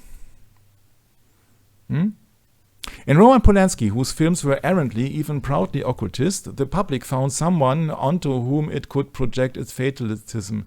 A popular press account said that mere minutes before he learned of the murderers, Polanski at a party in London had been discussing a friend's death. Eeny, meeny, miny, mo, he said, who will be the next to go? With that, the phone rang and he was summoned to hear that his wife and friends had been brutally murdered. That, to me, is another fairy tale. But it's just me. Maybe you think about coincidences and... come on. Everybody plays a part in that game. Everybody. Yeah, even one of Manson's murderers, Leslie Van Houten, who officially was not into the Sharon Tate murders but the La Bianca murders, she was a former homecoming princess from Orange County. Oh no, Brad, not again, Orange County. Oh no, come on, really. And a homecoming princess. So these beauties, they are then ruthless murders. Yeah, you believe it, and I think that you're the only one. I don't think that Brad and me are just believing it. Lino's wife called Rosemary. Come on. You see that La Bianca murders. I did not go into this on purpose because I can't waste my time about everything. But Lino's wife, which has been murdered officially by the Manson family, Brad, is called Rosemary. Come on, really? Really, Brad, isn't it too much for one session? Isn't it too much? Well, just so unfamiliar with the topic. There's a second murder scene 1 day later after the Manson murders officially took place, and that is the La Bianca murders. And that the story goes that Manson himself is going on with his Manson family to Lino and Rosemary La Bianca to murder them, and the 10th of August, so 1 day later. I can't show it that in English. It is not available in English. But they have been murdered by a Manson family, and that is 1 day later. And she is called Rosemary. Oh no, I did not go into this. And it never ends. It never ends, really. Rosemary's Baby, Rosemary, and she is called Rosemary. The La Bianca murders. These two murders are of course connected. And I don't say that they were not murdered, but I highly doubt that there is an involvement in Manson into something. They just needed a scapegoat, and Manson played the scapegoat on the maybe planned real case Lino and Rosemary La Bianca murders, who knows. But when his wife is called Rosemary as well as the name of Rosemary's Baby by Roman Polanski, so the police could not connect the two incidents. That must be something else. It happened in Los Angeles, of course, and also they have smeared this pig, this pig somewhere, but it has no connection to the pig smeared on the front of the house of Sharon Tate.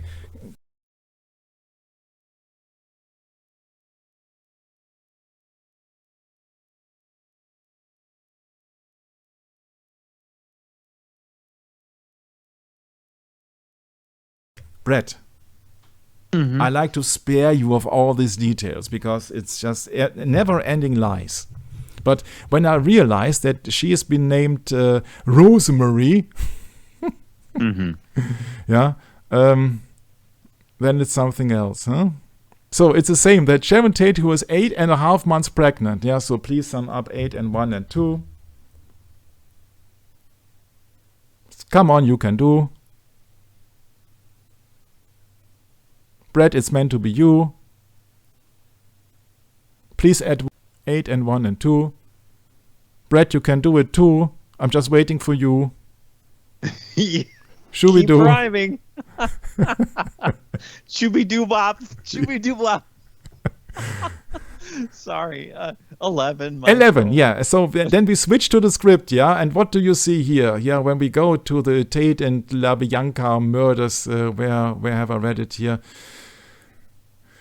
Linus' wife Rosemary, 38, 3 and 8.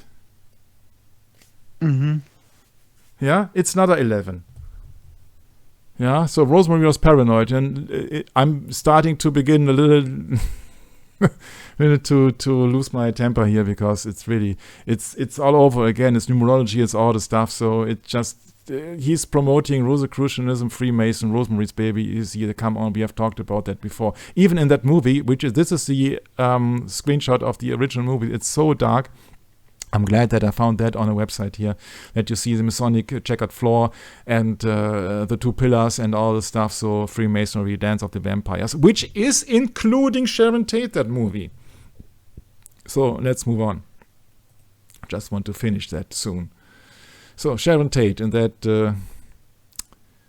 that big door of that big house, yeah, and then you see here pig P-I-G, which has been smeared on the belly of Mr. LaBianca as well. 1 day later, and the police could not see any connections.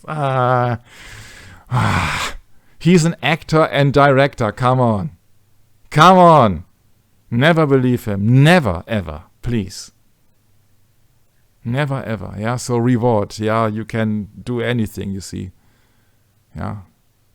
60048, another 18. You see, they're just playing with you. Sharon Tate is an actress. He is an actor. Yes, come on. It's just Hollywood here. It's every time Hollywood. Going into weird scenes at the Laurel Canyon from Dave McGowan. He tells us about before the search for the perpetrators of the high-profile murders was over, it would involve the FBI, the Mossad, the California Beverage Control Board, the U.S. Treasury Department, the LA County District Attorney's Office, the LAPD, the LA Sheriff's Office, and Colonel Paul Tate, an U.S. Army intelligence asset, Vietnam veteran, and the father of Sharon Tate, the victim. Also brought in by Roman Polanski to assist in his own investigation of the killings was famed psychic Peter Hurkos. Hurkos had earlier made a high-profile appearance alongside F. Lee Bailey in the Boston Strangler case, which will be covered in a later chapter. At the time of the Manson murders, Hurkos was involved in organizing a black arts festival scheduled for Halloween Day 1969. Come on, I'm just losing it here. A black arts festival scheduled for Halloween. Come on, really. When Roman Polanski is investigating the murder of his wife with Peter Hurkos, who is a Dutchman who has extrasensory perception, and he was becoming a professional psychic who sought clues in the Manson family murders, you know that is all a big BS. It's all a big BS. Yeah, I have nothing against that guy. Yeah, but if I read something else, you see that I found it very likely that it's just all trying to get the suspicion out to the occult, like in the case of Manson and the Process Church and all the BS. In 1964, that same Mr. Hurkos was put on trial on the charge of impersonating a federal agent, found guilty and fined $1,000. Hurkos posed as the police officer in order to gather information that he could later claim to be psychic revelations. Yeah, but it's interesting, huh? A federal agent, oh yeah. Yeah, these are the people that Roman Polanski is consulting, huh? Peter Hurkos. The events other organizers were Timothy Leary and Anton LaVey, who were scheduled to host the festival before it was cancelled. Oh. And you know, this all of totally fabrication. These are just CIA agents. Yeah, Anton LaVey, Church of Satan, sure. The months after the Tate LaBianca killings and just after the autumnal equinox, A man and woman were stabbed multiple times in San Francisco area park. Yeah, remember? Dirty Harry. It's about Scorpio. Despite the fact that it took nearly an hour for an ambulance to respond to a call and the pair lay bleeding, the man survived the attack. It was in what has to be the only known case of a serial killer showing up for work dressed in a logo-bearing costume. The assailant was described as wearing a strange hood with an attached apron that prominently displayed the trademark symbol of the zodiac. The attacker reportedly had a gun but chose instead to use a knife, breaking from the previous pattern and likely contributing to the survival of the male victims. Prints from a military issue boot distributed primarily to U.S. naval bases on the West Coast were found at the scene. The professional killer again called police, again from a payphone near the local police station. He reportedly left a clear palm print on the phone, but a nervous technician reportedly destroys it. This is such a state, the United States. Nothing works there, huh? They are so... they can't get a man to the moon. Yeah, and they can't solve any murders there. On October the 11th, 1969, one day shy of the birthday of Aleister Crowley, a taxi driver was shot once in the head with a 9mm handgun, although it was a different 9mm that had been previously used by the Zodiac. And now it's been to the Zodiac murders. And why? And I'm reading all that stuff to you, which you're just eager to go to the end of the session that you can have something to eat. I'll show you now. The latest victim had picked up his fare on Mason Street. And I said, oh, come on, really? Really? Mason Street, sure, huh? And then driven him to the address in Presidio Heights area. But that, of course, it must be all a coincidence, no? Zodiac and Mason Street. Come on, it's just too much numerology, too much secret societies. Sorry. Don't concentrate on her eyes. Don't. Yeah, she's distraction. Concentrate on him. Yeah, he's the guy. Yeah, concentrate on him, that you know that he is in the game. He is initiated. I don't know what she is, except of playing the Whore of Babylon archetype. Yeah, but concentrate on him. He's a bad actor, a better director, but a bad actor. Yeah, P.I.G. My. Yeah, he's a master of the macabre. Yeah, as I told you. The world's most beautiful swindlers. This is a picture here of Bruce Lee Jeet Kune Do, $275 per hour. And Boxer challenged Bruce Lee and all the stuff. And he has sent letters from his 10-day visit to Switzerland. Roman Polanski even flew Bruce Lee to Switzerland to give him personal blah, blah, blah, blah, blah. I suspect Switzerland has something to do with the Roman system, because the Switzerland Guard is the protection, the bodyguards for the papacy, for the Vatican. And it's interesting that after he was accused of having raped an underage girl, that he had to flee to Switzerland. Why did he choose Switzerland? Because Switzerland is totally independent. They were not involved in World War I and World War II for this papacy reasons. And it's just a nice country. It's not that warm as in France, and it's not that great as in LA. But what do I know? Yeah. So maybe he's absolutely cold, that guy, and he likes cold and snow and what else? I do not know. Now, the only thing that I know is that officially he invited Bruce Lee for 10 days to visit him in Gstaad in Switzerland. Yeah, so where is that?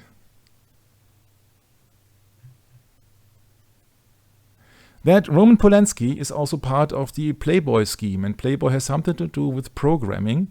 Yeah, so programming people into believing they are rabbits, and this is the famous logo of Playboy of Hugh Hefner. Hugh Hefner, HH, yeah, so 88, the number of Mercury, and Mercury is the messenger to the gods. So he's a programmer, and there are many, many young girls who do everything, and I really mean everything, to get rich and famous.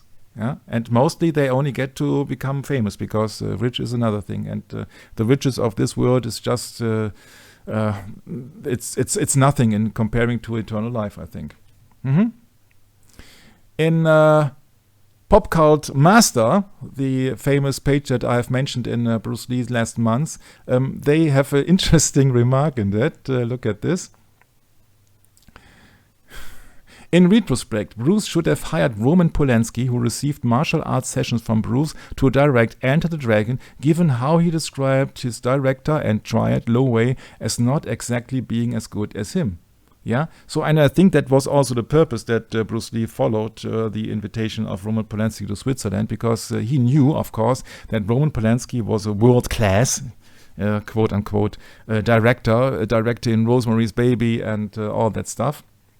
And so I think that he thought that maybe Roman Polanski would give him some advice or had some ties to the industry. And I could really think of myself that Roman has some ties to the industry, but maybe to the secret industry and not to the movie industry in the first place. Yeah, so there must be a cause why Roman Polanski could flee after 42 days in jail, and there must also be a cause that all these strange things are happening to Roman Polanski, that he was just making a joke at a party and a few moments later his wife was stabbed. Yeah, sure, you have to believe it. Huh?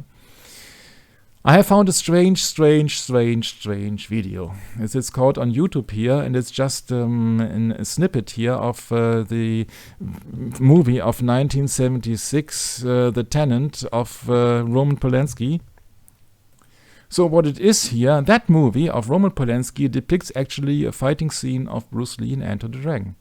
Yeah, but the strange thing now is, or there actually are more strange things, it just not only depicts the movie, but it depicts somebody who has lust for Roman Polanski. So I can't help it, but the most beautiful woman of all the world are just only falling for Roman's nose.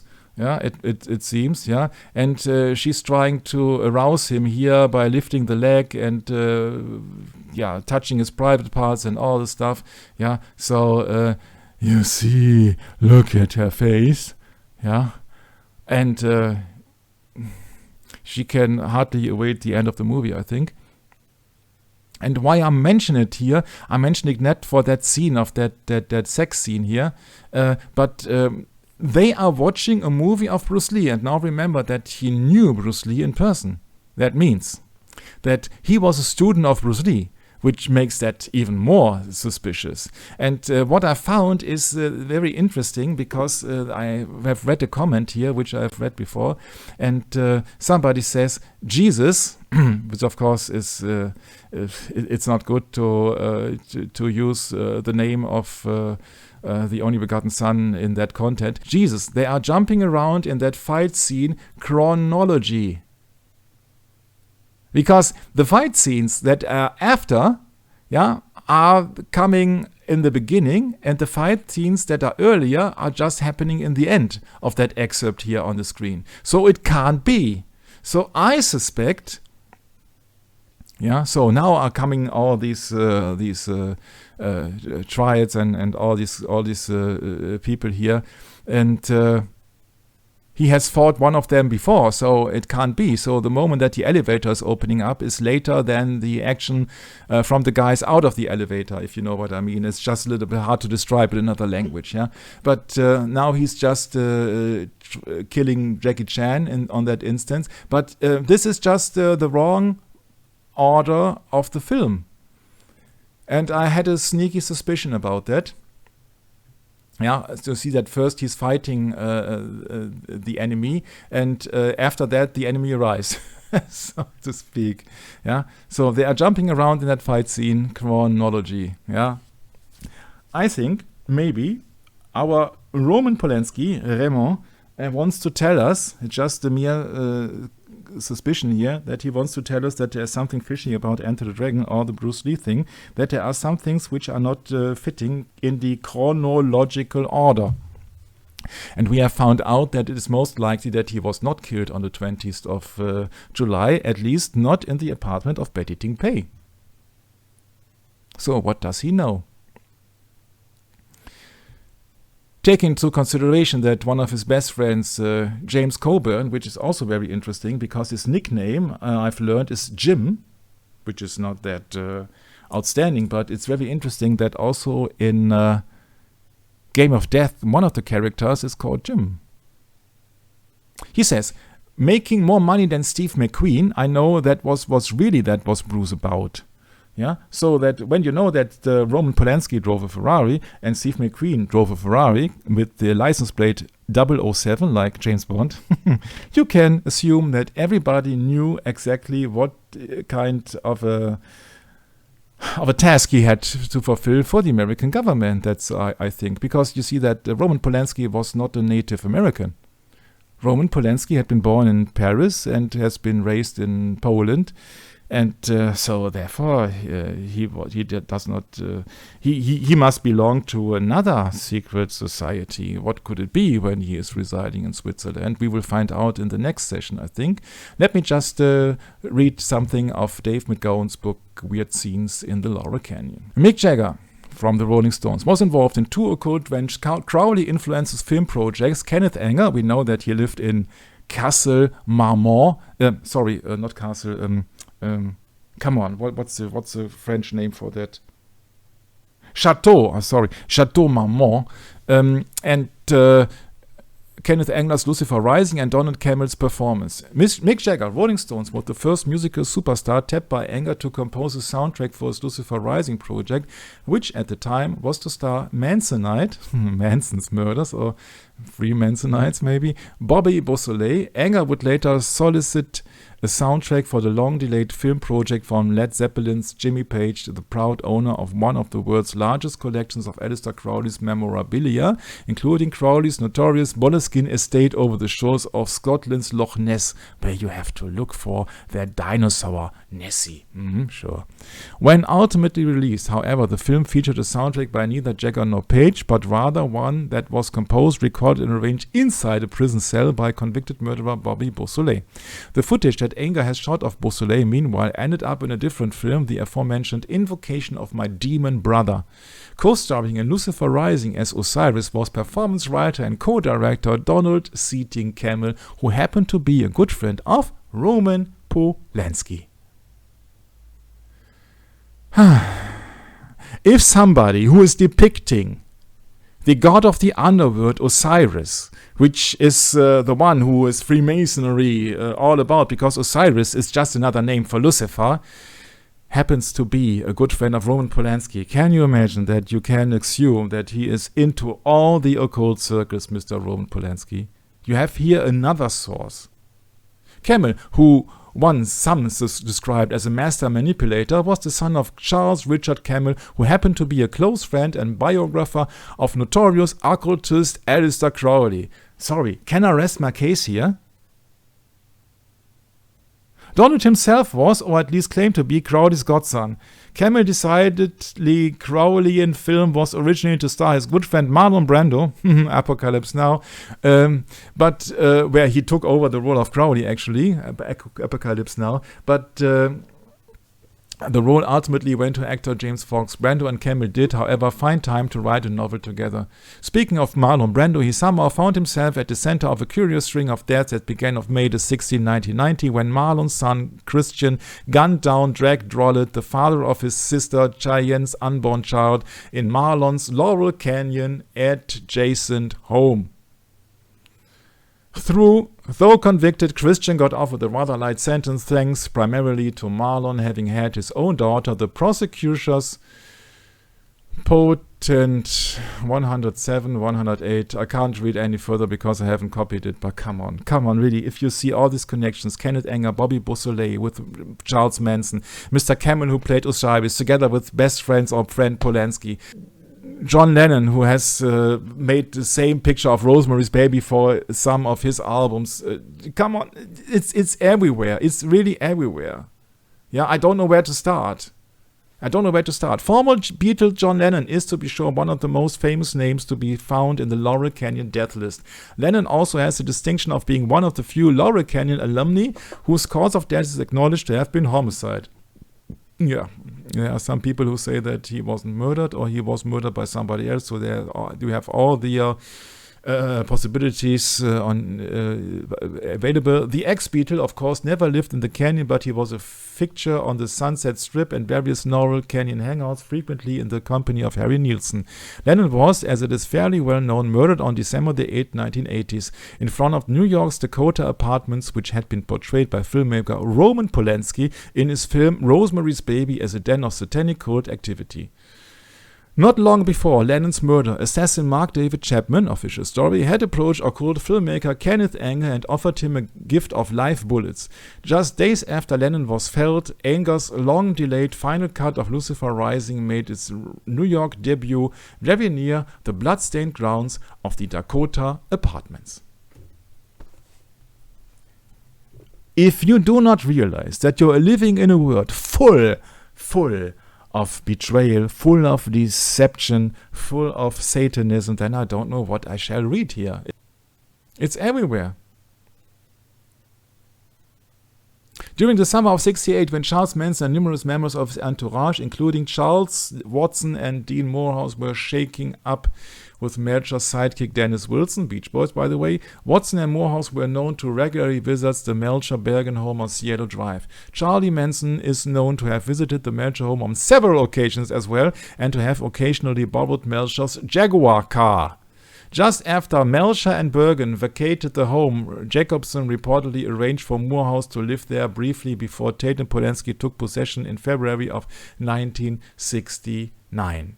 During Morehouse stay, Tex, who would later be portrayed as the leader of the Tate and LaBianca hit squads, came calling regularly. His address book would later be found to contain a phone number for a former Polanski residence. Dear listeners, I can't prove how deep, how much, and what went into detail in that. But if you don't see all these coincidences, then I can't help it. If you really believe that there is something happening which is fishy, then I'm in with you. Yeah, I believe that everything is a totally fabrication with the US Army, the CIA intelligence, everybody leading the orchestration here, and with directors like Roman Polanski who says, okay, and we will have that house, and please put up the furniture in here and in here and in here. And Sharon Tate is just playing a victim in her favorite role, and as a regard, maybe she got 20 years off, unless she had to portray her own sister who never existed in a talk show about a Guns N' Roses song of Charles Manson. Come on. It's just Hollywood. It's just Hollywood. Yeah, read that book, Weird Scenes in Laurel Canyon. I have put up all the chapters on my second channel, Alpha and Omega, and I hope that I haven't forgotten to insert the links in it, and so therefore you can read it on your own, and you can have a clue that you have been fooled, or at least your parents have been fooled as well.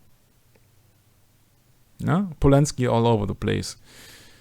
Perhaps weirder still is that many of those who were in attendance remembering hearing something a little different. You peep, my daughter when she was 13, maybe Carradine had mistaken Clark for Roman Polanski. Yeah, so David Carradine being known that he was under the influence of peyote when he was running around naked, and you have to believe it or you don't. I'm glad when this has been said and done here. You see that Polanski all over the place. Yeah, Freemason Peter Sellers. Jay Sebring has been rumored as being a front for various illegal activities, including drug trafficking. Oh, what a word.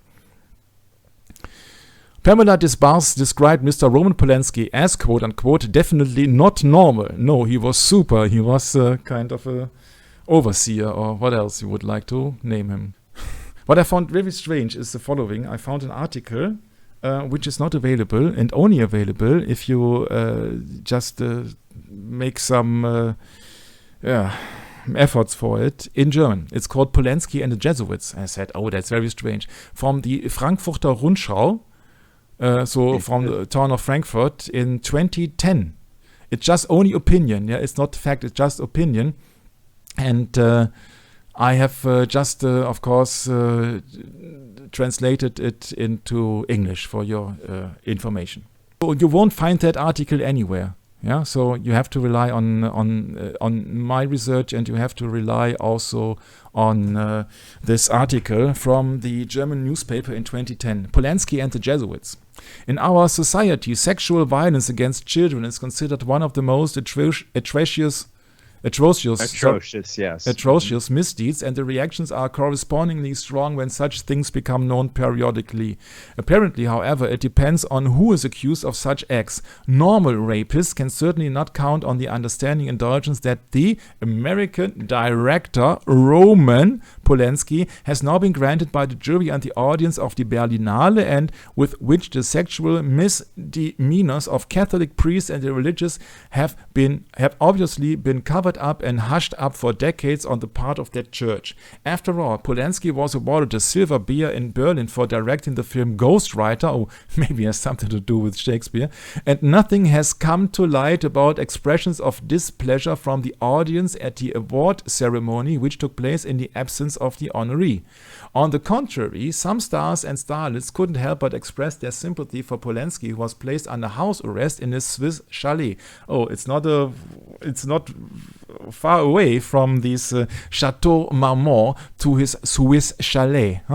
For years, the director, who was convicted in the United States, evaded punishment by staying in Europe until the Swiss police surprisingly arrested him a few months ago when he entered the country for an award ceremony and executed the international arrest warrant. At the time, the overwhelming reaction of the artistic scene ranged from incomprehension to indignation.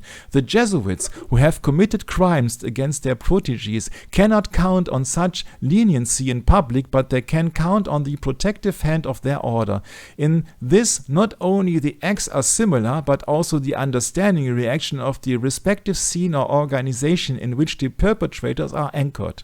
This, the Jesuits of the Berlin Canisius College also succeeded in evading prosecution because no one could be found to report the suspicion which had apparently been circulated for a long time to the police or the public prosecutor's office. The solidarity of the friars was greater than their sense of responsibility towards the children and young people. So investigations and proceedings were prevented until the statute of limitations had run on the acts.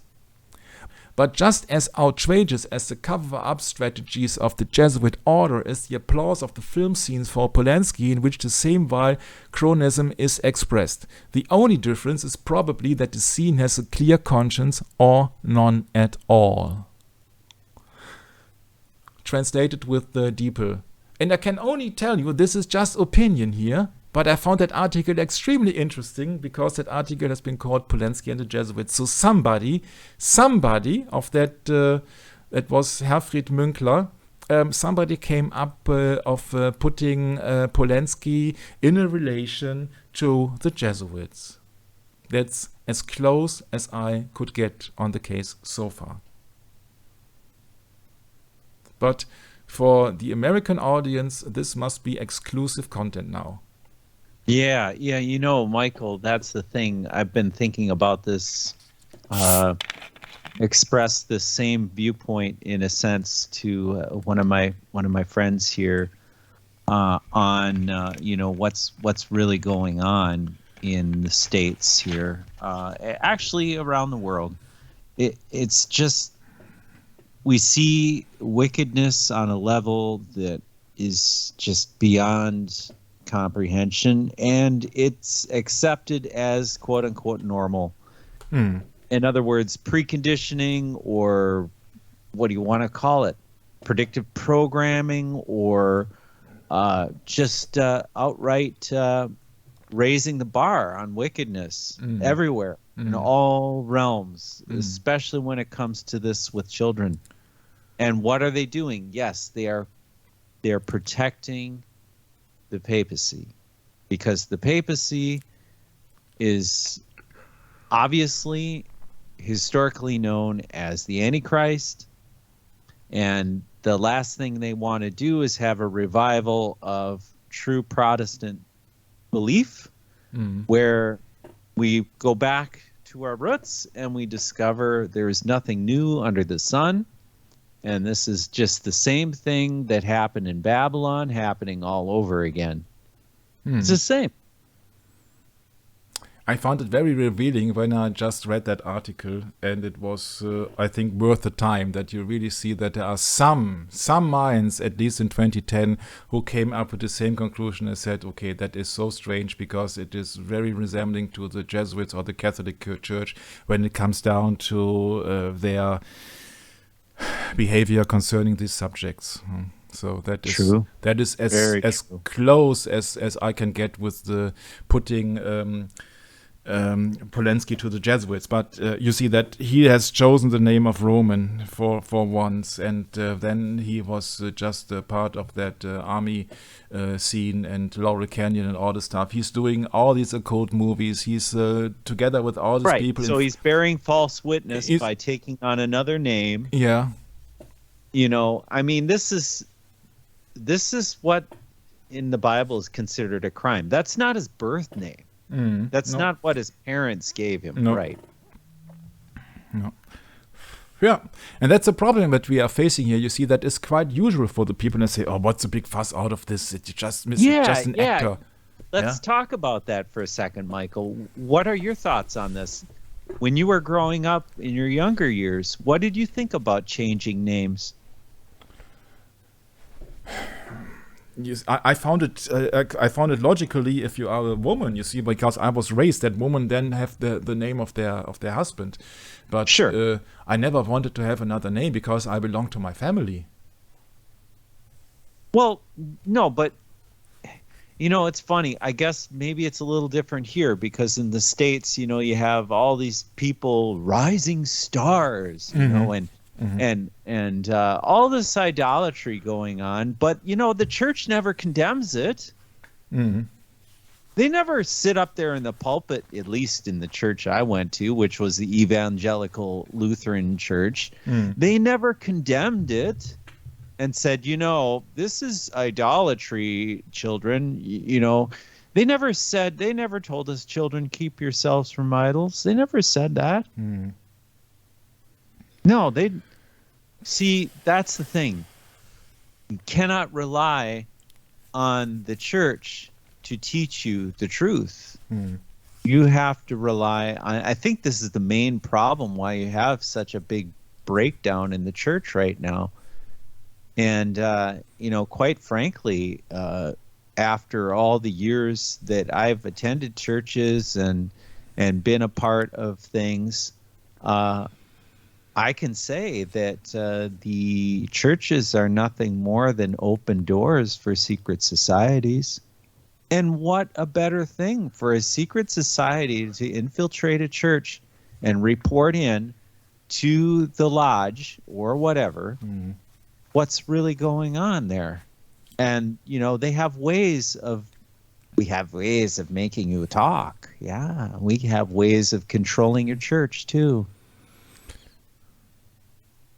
My problem with Mr. Polanski is that you shall know them by their fruits, and you see that it's all devilish, evil movies that he's making, and therefore he's getting famous in the Antichrist in the Satanic world. Yeah, so it's quite obvious, and it's quite obvious what Bruce Lee wants to have to do with Polanski. Polanski is just potent enough to pay him his fees, and on the other hand, Polanski is in the movie business and knows a lot of people and has a lot of connections and is a famous director. So you can imagine that Bruce Lee was speculating that that would be a win-win situation. Yeah, so that he would teach to Roman Polanski in 1970, and that is just 1 year after his definite chief aim to have $10 million in his possession. And he was not only teaching martial arts to director Roman Polanski, which lame excuse was that he has to use martial arts to overcome the killers of his wife. You see, that is hogwash, of course. But it's very interesting that after the Manson murders, Roman Polanski invited him to go to Switzerland. So that means also that it's very interesting that Bruce Lee was directing Sharon Tate to martial arts and teaching martial arts to her. At least for that movie, 1968, The Wrecking Crew. And then in 1970, director Roman Polanski, after officially his wife had been murdered, he took him to Switzerland for 10 days. What did they do there? These are official letters from Bruce Lee, and this is also the end of the session then, that Bruce Lee has officially been sent, but that has been typed here, and I have to rely on the author, it's John Little, which is the official biographer of the Bruce Lee estate, run by Shannon Lee and Linda Lee. So, officially, also he recognized the last letter to Adrian Marshall as it's authentic, which I would highly doubt. And we have to rely on his account here. So, posted from Gstaad in Switzerland on February the 20th, 1970. These are officially the words of Bruce Lee. The journey was very tiring. Switzerland is indeed quite different from the States, and Gstaad is the resort for the very rich. Mammon County, huh? I have not yet met one person that do not have a couple of horses or chalets, as they call them. Of course, I went skiing today with Roman and thought I had a few falls. Everybody thought I adapted to it great. Anyway, all in all, it had been not quite as enjoyable thought. It had been quite an experience being in Europe. Then the few friends of Roman who stay at the same houses are so-called jet set, and they are stoned practically all the time, and they are all kind of silly. Roman, if not skiing, is always after some girls. Luckily, there is just one martial art nut here in town, and he will show me around whenever Roman is off. All in all, the group is not my type, and for once I'm looking at the jet set from inside out.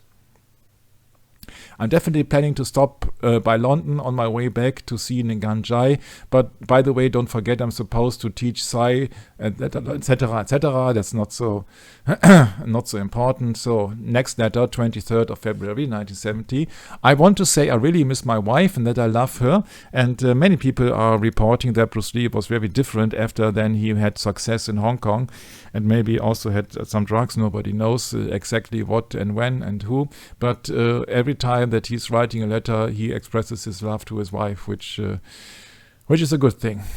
From what I have seen, people coming in and out of Roman's chalet, my appreciation of you grows. The so-called jet set is really boring to the extent that they all go to extremes. Just keeping company with the whole group going to nightclubs tired me out. Loss of sleep is a common event for me since I'm here either stuck at some people's house waiting for Roman to pick me up or wanting to leave but couldn't. To put it short, I'm kind of fed up and want very, very much to be with my family when I come back. I tell you of Gstaad and its rich people. Well, I hope you have received my postcard and letter. I caught the flu and it's miserably weakening, especially teaching 2 lessons a day. Luckily, it is nothing like the Hong Kong flu that I had. The doctor came last night and prescribed some medications. I'm improving and I'm in bed all day and night except when teaching.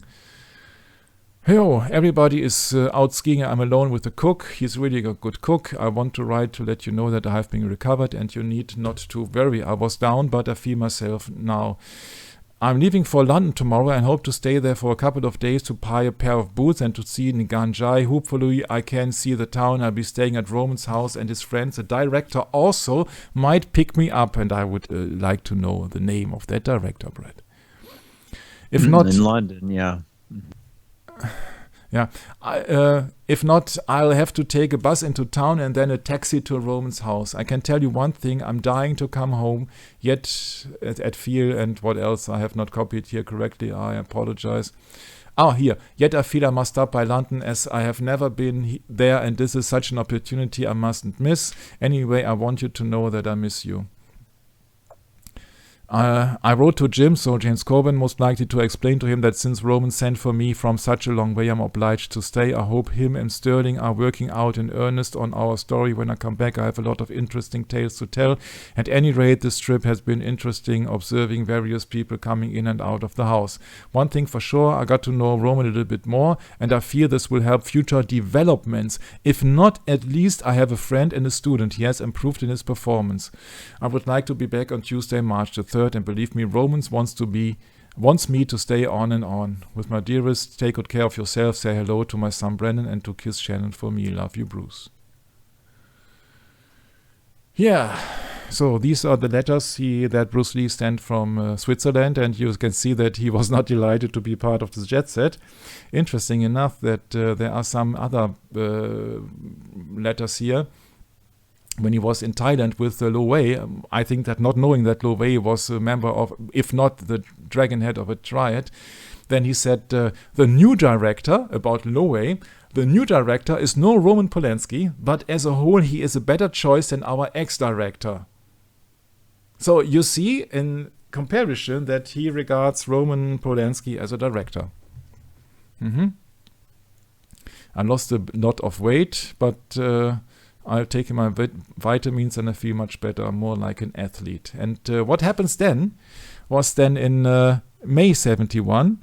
So I'm sorry, that movie that is here late 71, but in May 71, finally then, after Bruce Lee has gotten back from Switzerland and London, he was in the United States eagerly waiting for his choice to star in a television series, which did not happen.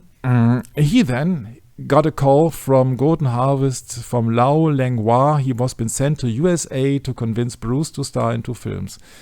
And now I would make a suggestion. What could be the cause that Roman Polanski took Bruce Lee to meet him and join him for 10 days in Switzerland? It's up to you to decide. I have a sneaking suspicion. Because if I know that Roman Polanski was member of some secret societies, at least Freemasons, Rosicrucians, if not Jesuits, I have a sneaking suspicion that they wanted to know more of Bruce Lee. So that was just a private meeting there to get to know Bruce Lee a little bit better by people who are in power, because Bruce Lee described in his letters from Switzerland that there are so rich people here. They have chalets, they have horses, they have everything. So I suggest that Switzerland is a melting pot for people into intelligence, and I just wanted to get to know Bruce Lee a little better if Bruce Lee would fit in their agenda. Because remember what happened 3 months earlier. I'm sorry that I had to skip it. 3 months earlier, 3 months later, then Golden Harvest sends Mr. Lau Langlois to the United States to convince Bruce to star in 2 films. And if we know that Raymond Chow, being not only the colleague of Concord Productions, of Bruce Lee and Raymond Chow together, but also the founder, or one of the 2 founders of Golden Harvest, and he was CIA, then you just try to bring the pieces of the puzzle a little bit closer together. I think they said, okay, yeah, we are now almost developed in Vietnam, and yes, and let's look how the boy that we can choose to be the first Asian superstar, how he will perform in Hong Kong. And so send a cable to our CIA man in Hong Kong called Raymond Chow, and let's have a negotiation and just let all the things put it into action, and then let's look how the Asian market will react to Bruce Lee. I don't think that is a coincidence. I don't think that there are any coincidences. This would be at least my lucky guess, because everybody is working for the government.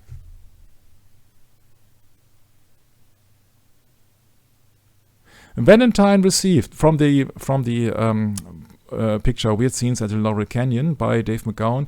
Valentine received far more than just financial backing to launch the whiskey. He got a generous assist from the media as well. As Vanity Fair noted, within months of the whiskey debut, Life magazine has written it up. Jack Parr had broadcasted an episode of his post-tonight weekly program from the club, and Steve McQueen and James Mansfield had installed themselves as regulars. Legendary actor McQueen, it should be noted, was a former U.S. Marine who had served in an elite unit tasked with protecting President Harry Truman's private yacht. May I remember of one of the most famous quotes of Bruce Lee called, "When the Rolls Royce arrives, I know exactly what I'm going to do. I'm going to drive down to the waterfront and call Roman Polanski and Steve McQueen on the car phone. And when they ask where I'm calling from, I'll say from the backseat of my Rolls Royce overlooking the junks in Hong Kong Harbor." When he was surrounded by people who, like in the case of Steve McQueen, was serving to protect President Harry Truman's private yacht.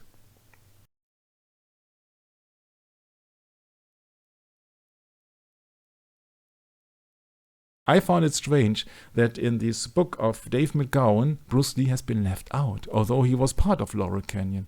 I thought it was very strange. And all these secret societies with their secret numerology, secret codes, secret gestures, secret rituals and all the stuff, yeah, I think it is highest likely that Roman Polanski had other plans with Bruce Lee, because Roman Polanski was the mediator between Switzerland and Bruce Lee. So he invited Bruce Lee after the ritual took place with Sharon Tate to get rid of Vietnam anti-war Protestants or protesters. So, and after that, it was maybe a plan to come up to open Asia, because we know that in beginning of the 70s, China began to open for capitalism, at least a bit, and so that these Bruce Lee's movies would then more fit than in 1969. And I think that is all no coincidence. And we are dealing with all these most beautiful swindlers, which incorporates Sharon Tate. She's only an army brat. That's, I have to say. I know that he was promoting Freemason Rosicrucianism with Rosemary's Baby, and so his connections to the higher circles, elite in Switzerland, can only mean Knights of Malta and the alike. So we are just going up the ladder from Freemasonry to the Knights of Malta, ruling Switzerland as the successors of the Knights Templars. And Freemason being the entry card in it. It's all just a big BS. It's all just a big program here. Come on. Come on. Polanski invited Bruce to his Charlie in Switzerland for a week-long ski vacation and a Jeet Kune Do training seminar. No! I think they just wanted to spy on him. Okay, what's his weak point? What's he all about? Is he capable of doing so? And maybe he can work as an agent. Nobody knows. Huh? Maybe this entire drug thing there, maybe it's just a sheer coincidence, because there is something too with Switzerland. Remember, we are speaking about 1969, and we are speaking about the great thing at Betty taking place or not taking place, involving the former James Bond actor of George Lazenby. And this is the reference to the reference to the 1969 James Bond movie on Her Majesty's Secret Service. This is one of the last movies with a shot through the window where Emma Peel, our karate specialist, then had to die. Made by Eon Productions. Eon is, of course, the morning, the rise of the morning, like Lucifer, like Venus, the morning star, or like the birth of Bruce Lee. Yeah. On location in Switzerland and Portugal. Yeah, Portugal is Macau. Yeah, they have then occupied Macau. The Jesuits first landed in Macau, and Switzerland is Knight Templar. So, Pinewood Studios. Pinewood is a holy Roman tree. Where do you want to start? Where do you want to start? So, finally, we are through with the case of Roman Polanski, and these were my 2 cents on it. That Bruce Lee has been extensively watched over for 10 days by some kind of elite in Switzerland, 1970. When the Rolls-Royce arrives, I know exactly what I'm going to do. I'm going to drive down to the waterfront and call Roman Polanski and Steve McQueen on the car phone. And when they ask where I'm calling from, I'll say from the backseat of my Rolls-Royce, overlooking the junks in Hong Kong Harbor. Bruce Lee. He never made it to the Rolls-Royce. He never made it to see in the backseat of his Rolls-Royce. Because the backseat of his Rolls-Royce, Brad, would mean that he would not be an actor, he would be a director. And they didn't let him to become a director. That's all I have to say. I'm handing over the microphone to my beloved brother, Brad Norman. All right, Michael. So that wraps it up for this session. And oh boy, that's a lot to take in, Michael. I feel the same way, but I'm just glad that we did it, because this is just so it's never ending. You see, you betrayed all your entire life, and these directors, in my humble opinion, they are just the big directors. They are just in touch with the secret societies. Right. So it's all being orchestrated to fit the agenda that the media, according to Vatican Council II. Yeah, and That's been, all of this works together. I mean, it's basically, just another layer of that onion of our world system that dominates. It's really at the core of the onion. I believe it's really the beast. you see, what better agent than an actor? Yeah, because Right. he can act as your best lover, as your best friend, as what else? Right. Yeah, that's right. And they can do it all under the guise of acting, so they can pull it off easy. They get rewards for that. And they're rewarded. Yeah, that's right. Yeah, you get your Oscar, your Berlin Silver Bear, and what else? And in the meantime, you're protecting the true hierarchy that is doing all of the mischief. Yeah. Yeah, that's right. It's just pure wickedness. Yes. Yeah, it's like the opposite. You'd think that, there'd be some kind of, morality or something there, but it's not. It's just no wonder, they keep promoting all these wicked things. And it just gets worse and worse and worse. They make it on purpose, because this is the new normal. Yeah, the new normal. Right. The new normal is actually Satanism. Yeah, that's right. Yeah. Oh, and transhumanism. Which is the same thing. Yeah, exactly what's going on. Yeah. And we're supposed to we're supposed to be so triumphant about accepting the fourth industrial revolution as our what's his name? Klaus Schwab, this guy that came out of nowhere. I've never heard his name before, Michael. Switzerland, ne? Klaus Schwab is Davos, Switzerland. Yeah, right. Yeah. Exactly. It's kind of like Barack Obama. Never heard his name, never knew anything about him. Just came out of nowhere, Yeah, with a very interesting birth certificate. Yeah. Yeah, right. Yeah. And we're supposed to swallow any pill. Yeah, well, accept him as the new Caesar. Yeah, in the past it was enough to swallow the pill, and now you even have to take a jab. What's the next step? Yeah, that's right.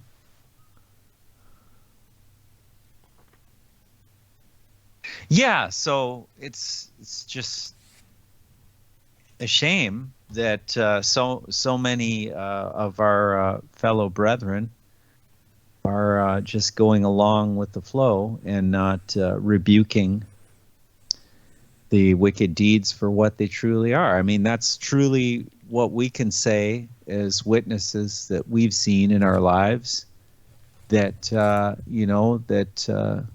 this supposed Church of God, people that are trying to do the right thing, they get it partially. They get it. Yeah, sure. They teach what they can, but they don't entirely get it. And yeah, I mean, overall, it's hard to be sympathetic with that. That's why I think so many people are leaving the church. And, the COVID thing, of course, just underscored it. And, and where I live here in Minnesota, we have rainbow flags at all the churches. It seems like that, or Black Lives Matter And, you know, you can think what you want of it, but, you know, I think it's pretty sad that there's no backbone anymore. There's no one there to say, no, this is not right. You know, we need to rebuke Satan as soon as he comes up, right? So that's my 2 cents, Michael. And I guess we'll close it down, and we'll see you next time, God willing. Maranatha.